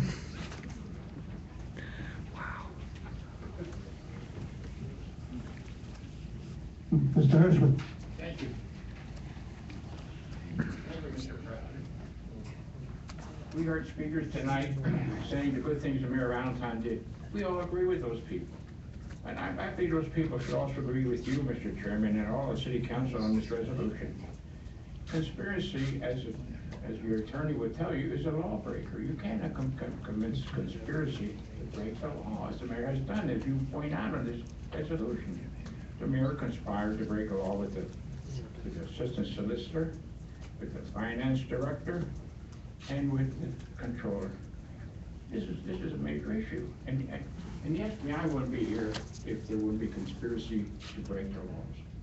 I feel those people that support the mayor for the good things he did should also support you tonight for the bad things the mayor has done.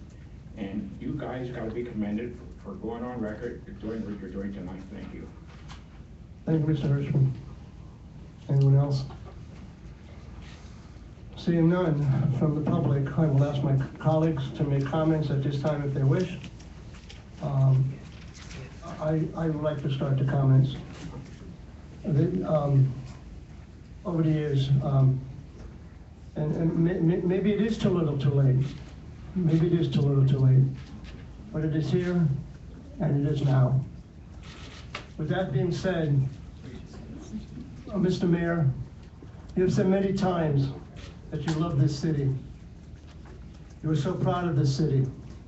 You are so proud of the city's revitalization. I totally agree with that perspective. You also have said since the FBI investigation, to me and others, many times, as this investigation has gone forth, that you have done nothing wrong and nothing illegal. I totally disagree with that perspective. Mr. Mayor, I look at this city, your beloved city of Allentown, our beloved city of Allentown, everybody's beloved city of Allentown, whether a pro or con. I look at this city as a silver bowl. We all know silver tarnishes very quickly if not polished. This silver bowl has tarnished, and Mr. Mayor, you are the one that can begin to remove this tarnish with a solvent. That solvent is for you to step aside and resign. Mr. Mayor, you've stated many times that you're an honorable individual. Mr. Mayor, I ask you, and I plead with you to do the honorable thing, and that is to resign, so this city can begin to move forward, and the silver bowl shines again. Thank you. Anybody else? Any of my colleagues? Seeing none. Mr. Grady. Thank you, Mr. President. You know, I've known Ed Pulaski, the mayor of the city, for 15 years. And I worked for him when he was in ABC, director of the Alliance for Building Communities. And I was a vice president of a national bank at that time. And we got along doing a lot of projects, helping him do a lot of housing projects at that time. You know, some people feel that all the developments that have been done in the city can only be attributed to the mayor. He certainly had a great part of it. He certainly worked hard. He was accessible to a lot of people. And he did a lot of good things for our city. He has done a lot of good things, and he continues to do that. As I read his Facebook pages, he's everywhere. But it's not, all those developments didn't just come through the mayor. It came through a teamwork. Many of us, including myself, my fellow council members, people in the community groups, a lot of community groups. People like Mr. Heffentrayer comes over here week after week and tells us, he goes out and takes pictures and tells us these are the properties that need to be helped. These are the streets that need to be cleaned up. We did it tonight. And we pass it on to the administration. As most of you know, we're part-time. I have a full-time job, I have a family. I belong to a couple other organizations. You know, the Allentown Housing Authority, the American Wheel Museum, the president of the Council of Guadalupe. And I do these volunteer jobs. I don't get paid for that. The money that we get paid here, we usually give it away, really. I do. You know, I have a full-time job. Today I was in Phillipsburg in the morning, and I had to go to Trenton, actually Morrisville, but people don't know where Morrisville, most people don't know where Morrisville is, but it's right across the bridge from Trenton. And then I had to come here for a meeting. And I'm here today, doing it for the people. And many of our council members, almost all of us, I think, at one time or another, have served in many community organizations. Sometimes I get a little bit worked up when people come over here and just basically curse at us or treat us with a lot of respect. And don't see some of the things that we're doing for the city. And the mayor is one of those people. We work together in a lot of projects for the last 15 years. When I was president, and even before I was president of city council for the last 3 years, he and I talked a lot. We had a lot of arguments, and sometimes yelling at each other. I didn't do it here publicly because I didn't think it was the place, and I'm not that kind of person. But we worked together in a lot of good things for the city. Some of them were really good, some of them people didn't like, but we worked together, and I think we turned the city around. And we continue to do that as a group, not one individual. But, when we have 4 people who indicated that, or at least testify and pleaded guilty for wrongdoings in the city, and 3 of them are from employee of the city, the solicitor, which is supposed to advise us on doing the right thing, keep us honest. We had the director of public, the city's finances. We are the stewards of the city's money. To give you an example, just in December, we had a big budget, $100 million budget. And I didn't think it was the right thing to pass that budget.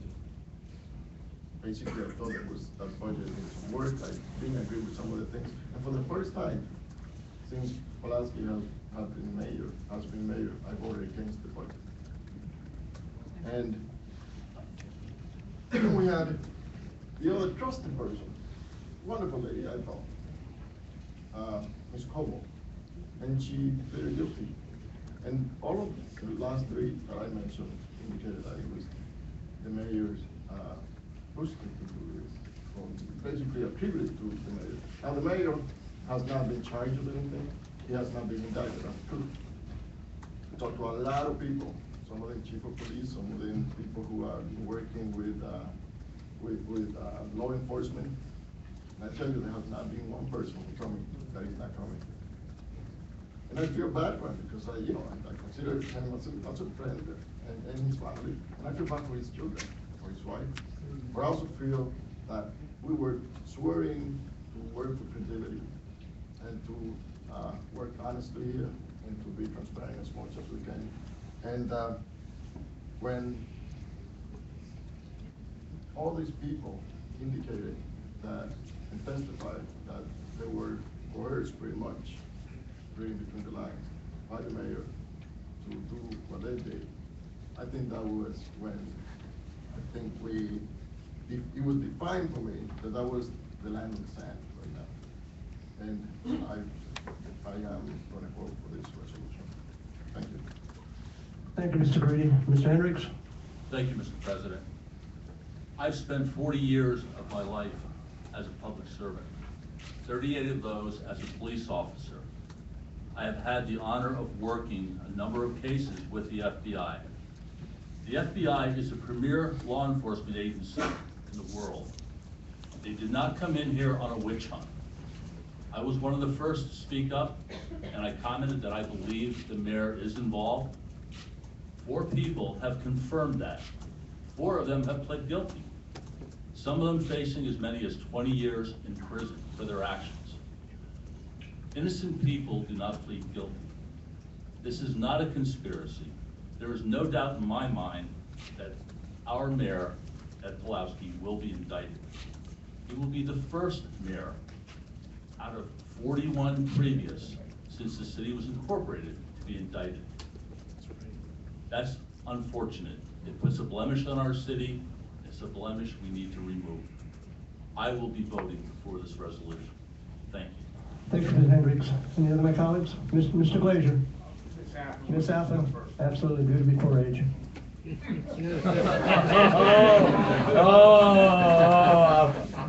I'm good with that. I'm a president again, Mr. President. Got my mic? Go ahead, Ms. Alpha, go ahead. I have been a city councilwoman for 2 weeks. I have been a Pulaski supporter for 10 years. I took a vow 2 weeks ago that I would work for every one of you out there with honesty and integrity. It breaks my heart. I didn't vote with my heart. I voted with common sense. I voted with the facts. And it breaks my heart to say that I also vote for his resignation. Thank you, Ms. Affer. Mr. Glazer? Mr. President, I make two brief observations. Number one is that it's my understanding that all members of council contributed to the wording of the resolution. Oh, you're correct. All members of council were sponsors of the resolution. All members of council had input or were given ample opportunity for input for this resolution. Yes, sir. 2 for 2. And as you mentioned, sir, that this is one of the few times, at least in my brief tenure, that something has 7 sponsors as well. Yes, sir. And I just wish to point those 2 things out. Yes, sir. Thank you, Mr. Glazer. Ms. Moda? This is going to be one of the most difficult decisions, but I will also vote yes for this resolution. And like Ms. Candida said, I'm not voting with my heart. I'm just using common sense. Thank you. Thank you, Ms. Moda. Ms. McLean, you're with us? I'm still here. You would like to make a comment? Sure. First comment is I'm glad I have my phone charger with me. Would you tell everybody, would you tell everyone where you're at? No, I won't tell them on the floor. That's very fair, Mr. McLean. Thank you. But I'm coming home to a snowstorm. So, That's we know where you're at. Go ahead, sir. One or two quick comments is that, number one, I met Ed Pulowski when he was Community and Economic Development Director under Roy Offenbach. He's the guy that ultimately made me Chief of Police after many interviews, and you know, this doesn't come lightly for anybody. It doesn't come lightly for me. But as Councilman Hendricks said, you know, he and I both had over 40 years in law enforcement. I've worked with the FBI. I know how they work. This is something that has to be done for the betterment of the city. So, when you're ready to call the vote, I will vote. Thank you, sir. Okay. Mr. Hanlon, please call a voice vote on R9, vote of no confidence / resignation of Mayor Edwin Pulowski. Vote of resolution 9. Mr. Glazer. Yes. Mr. Greedy. Yes. Mr. Hendricks. Yes. Mr. McLean. Yes. Ms. Moda. Yes. Mr. O'Connell. Yes. And Ms. Zappa. Yes. Mr. President, I have 78 nays. Thank you, Mr. Hanlon. We'll continue with our meeting. Ordinances for introduction. This is to be referred to committee with public comment prior to the referral. If anyone would like to exit at this time, please do so. We'll wait about a minute or two.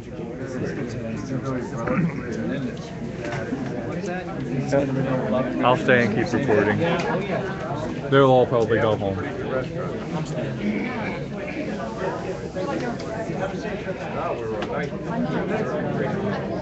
gonna catch the bus. Okay. Okay, you can finish. I'll see you tomorrow. Okay, I'll be here. You're coming in tomorrow, right? Absolutely. Okay. Absolutely. Let me grab my coat. Yeah, the papers too. Can I take these with you? All right. Just watch. Take them to the office. I can take them to the office if I put them here. And I'm still recording. I'm just gonna do a pan shot here quick. There we go. Simple little pan shot. Thanks for showing up. Oh, you're welcome. You do know hopefully my candidates. I'm sorry? You really? We'll talk. I have work up north, 12 minutes. I know the difference between that's you can't charter them. It's not worth it. Robert, did you get everything? Where's Robert? He's lit already. Okay. I'm sorry? The charter's not loaded.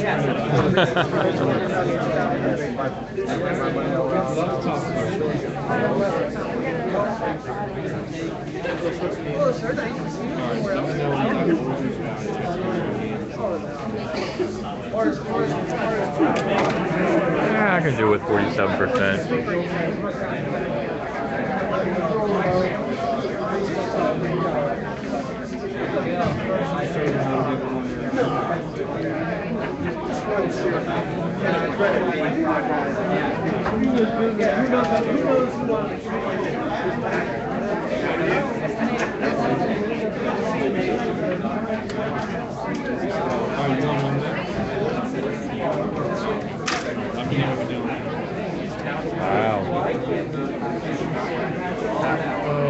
Nobody wants to stay for the whole thing. Can you blame them? Not really, but still, all those people who were singing the praises of the mayor, they should have been here for all the meetings.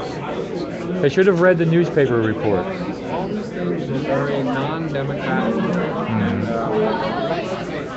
And it's funny, this woman that came up here at the end talking about the contract, I know more details about that. Just be careful, I got the camera rolling. Yeah, no, that's fine. Like that's another Mascaro contract that became an RFP instead of a bid. Right. So how many bid contracts turned into RFPs? Because with an RFP, the mayor and whoever can just direct it to that person. Right. And say, we're giving you the contract. Yeah. So in the case of what she's saying is, she sent in her bid for 160,000, only to find out later she didn't win, and it went as an RFP to someone who the city paid over 200,000. Right. So, like, that just dropped here today. I've heard several calls for an independent audit, which is sounding like a very interesting idea. So this is something right here that if I'm a member of council, I'm writing that down, and I'm going to talk to the solicitor afterwards and say, so what happened with that no bid contract that it became an RFP? Right.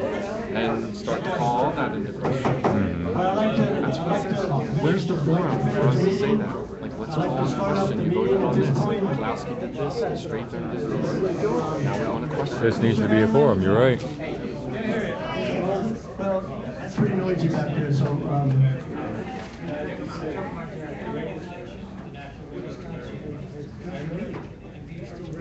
And now, we've got all these people.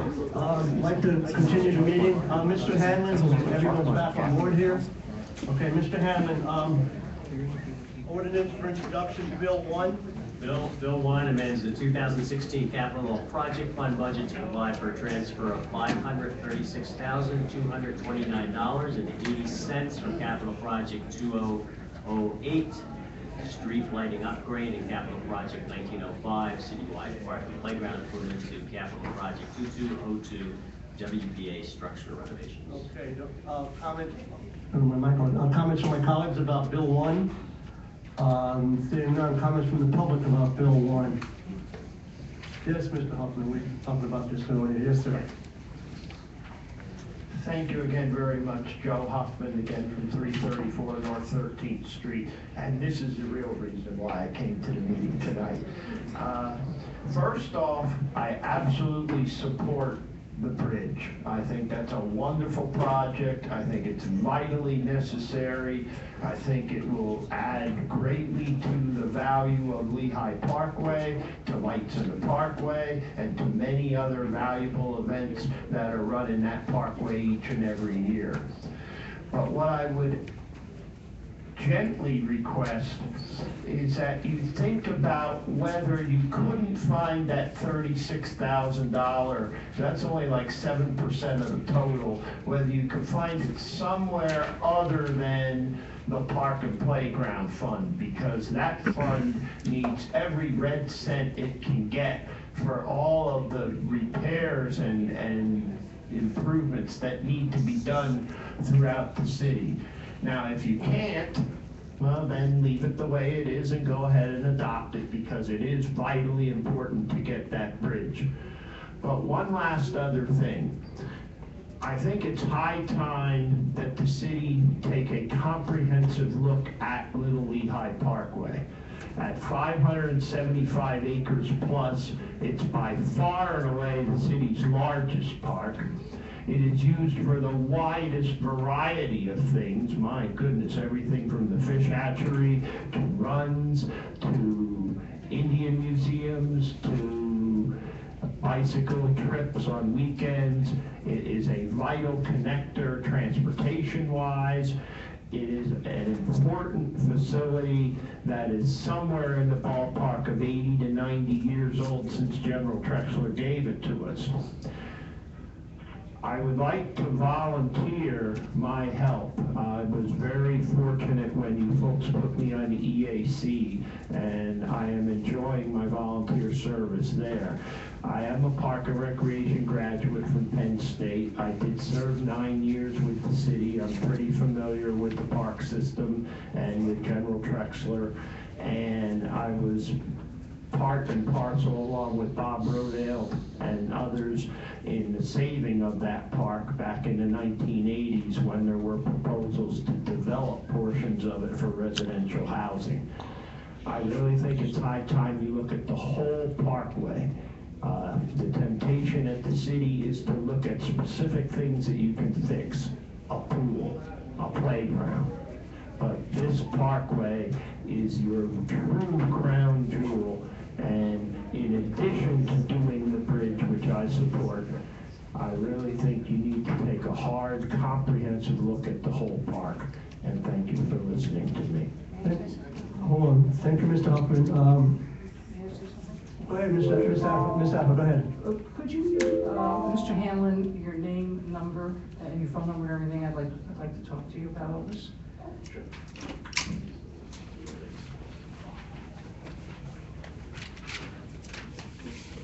Mr. Infiltrator? I actually agree with a lot of what he says there.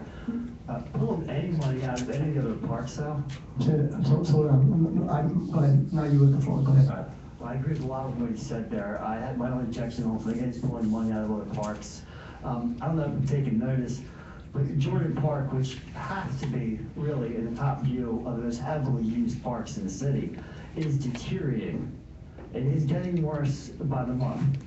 I mean, I have a potential, I know there's plans for, but this is, well, I understand anyway, I don't think anything's been official, but from what I understand, it's almost 100% that the skate park will be going there. And that's fine, I understand maybe we're waiting till that happens, you know, to help restore the rest of that park or something like that, but taking any money away from any other parks, I agree, the parkway, it has to be dealt with, but taking any money away from other parks. There's a few parks that definitely, Keck Park's another one, that's, you know, it's, some of it looks good and some of it doesn't look so good. I'm just saying, I just don't like seeing money taken away from the rest of the parks also. Thank you.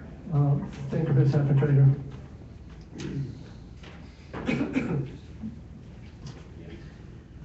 Mr. Pearson? Dennis Pearson, 942 East Tillman Street, president of the East Allentown Ridgeville Neighborhood Association. I sent you a letter concerning a concern. Now, I'm not against building the WPA walls, support the bridge. It's something that's necessary and something that was of historic integrity. But what I'm concerned is that I hope that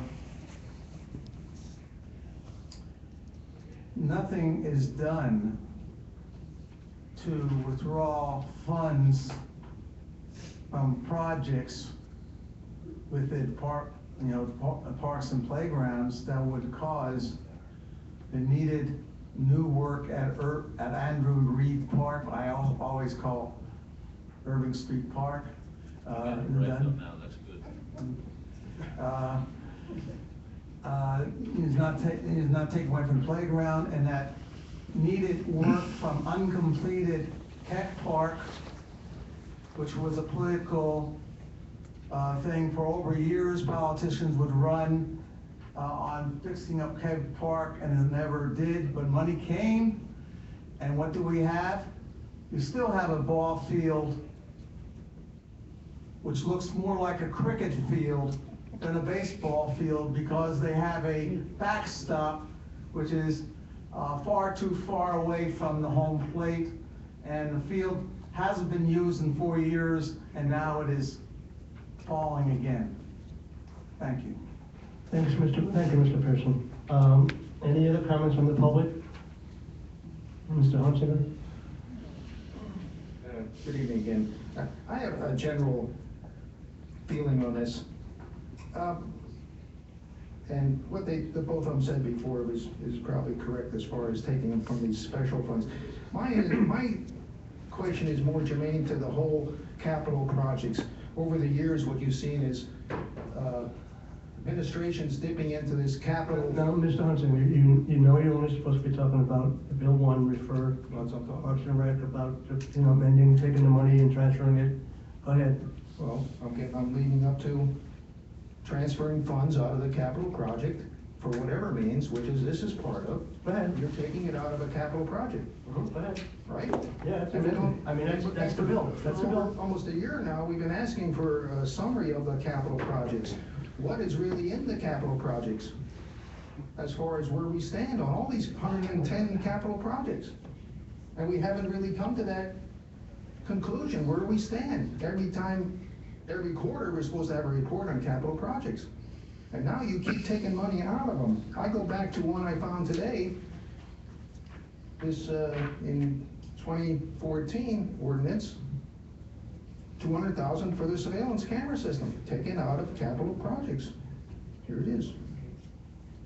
And then you come up to the Madoff reports and you find out every year they're negative in the capital funds. Then last year you had to put $15 million bond issue to put money back into this fund. There has to be some control on this. It's out of control. I mean, I hope Mr. Hartzell can look into this and straighten this out because nobody else could. Mr. Hartzell, you have a charge. Seriously, no. We can't fix this in 5 minutes. No, I know that. But I know that. I plan to sit down to him and show him everything that I'm talking about here, or anybody else. I've no doubt, Mr. Hunsaker, and one thing that my staff has been working on over the last few weeks and months, and I would want to credit Ms. Taylor and her team as part of that. We've been going through all of the departments and trying to make sure we get an understanding of where all of those capital projects sit, how much money remains, how much of it is actually still intended for that purpose.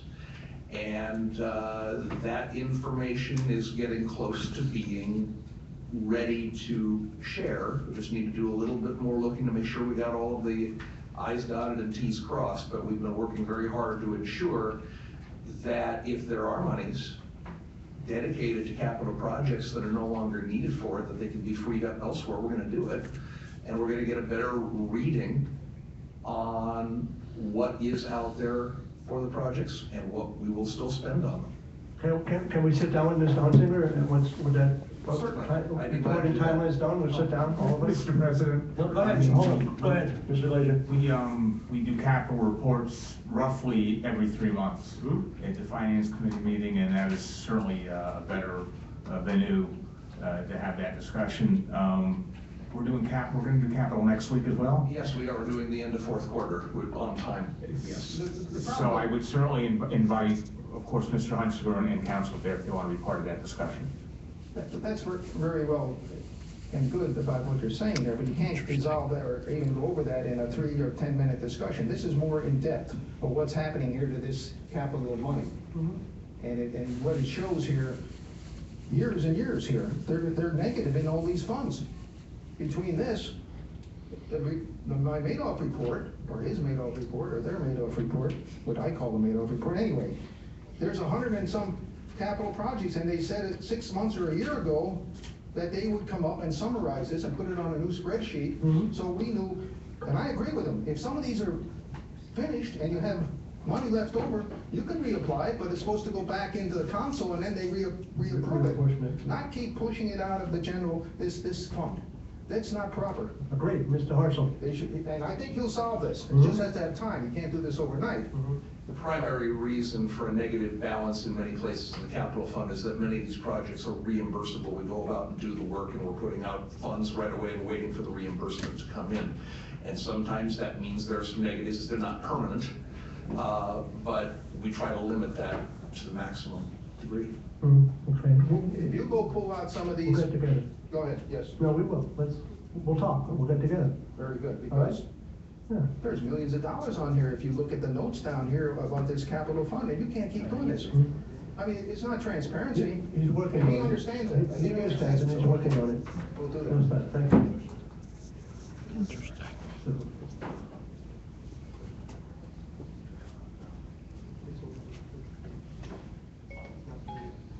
Mr. Hahn. To find the extra money. It's written in the book that 10% of all the buildings sold in the city should go toward the debt replacement. Excuse me, Mr. Hahn, Mr. President, is this germane No, to the bill? I understand. No, I'm saying that there is extra money. I know, but. It wouldn't have to come out. I know, Mr. Hahn, I know.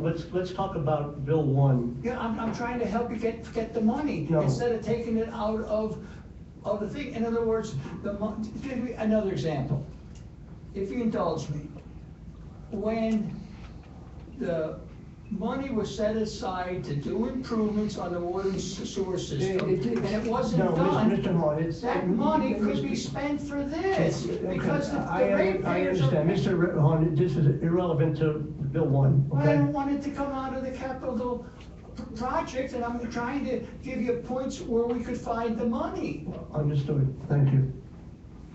But is it there? Is the money there? We're working on that with Mr. Hartzell and Mr. Hunsinger, and you'll be involved also, I'm sure, with Mr. Hartzell.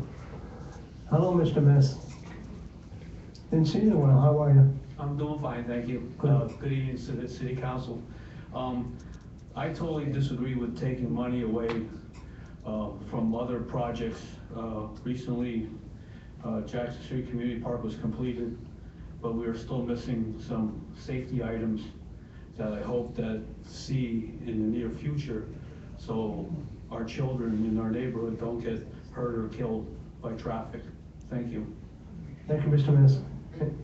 Hold on, no, this is, go ahead. Mr. Grady. Are those safety items anywhere written that we can look at? Yes, if you look at the master plan, the master print, yes, Master plan. yes, they're not, Nothing yes, new.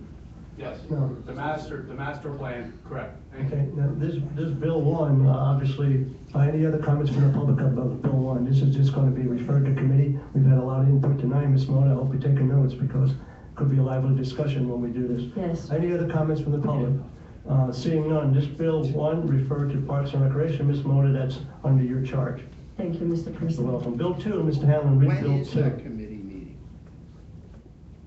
It'll be on the We haven't set website. that yet, It'll be on the website. but we'll let you know. Yeah, it'll be our job. It'll be a committee meeting.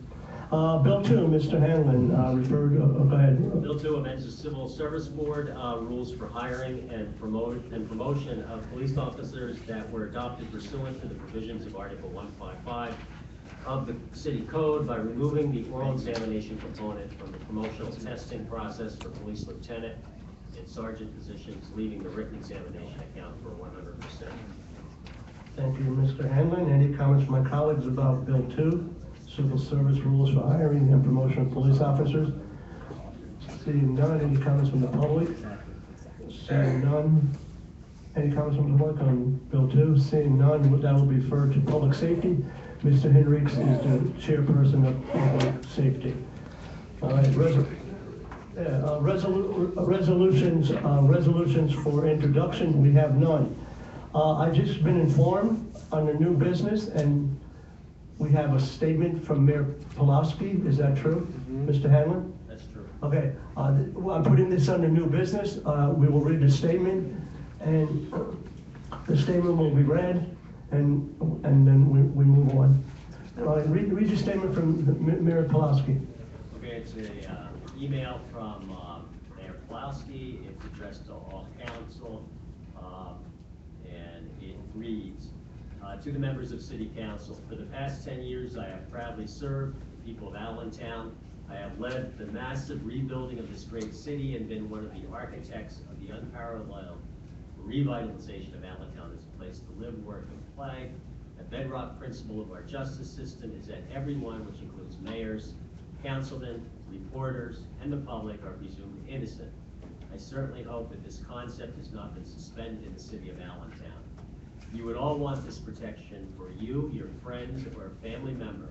I am simply requesting the same, and I am disheartened that council is taking punitive and dramatic action against me without the benefit of affording me due process.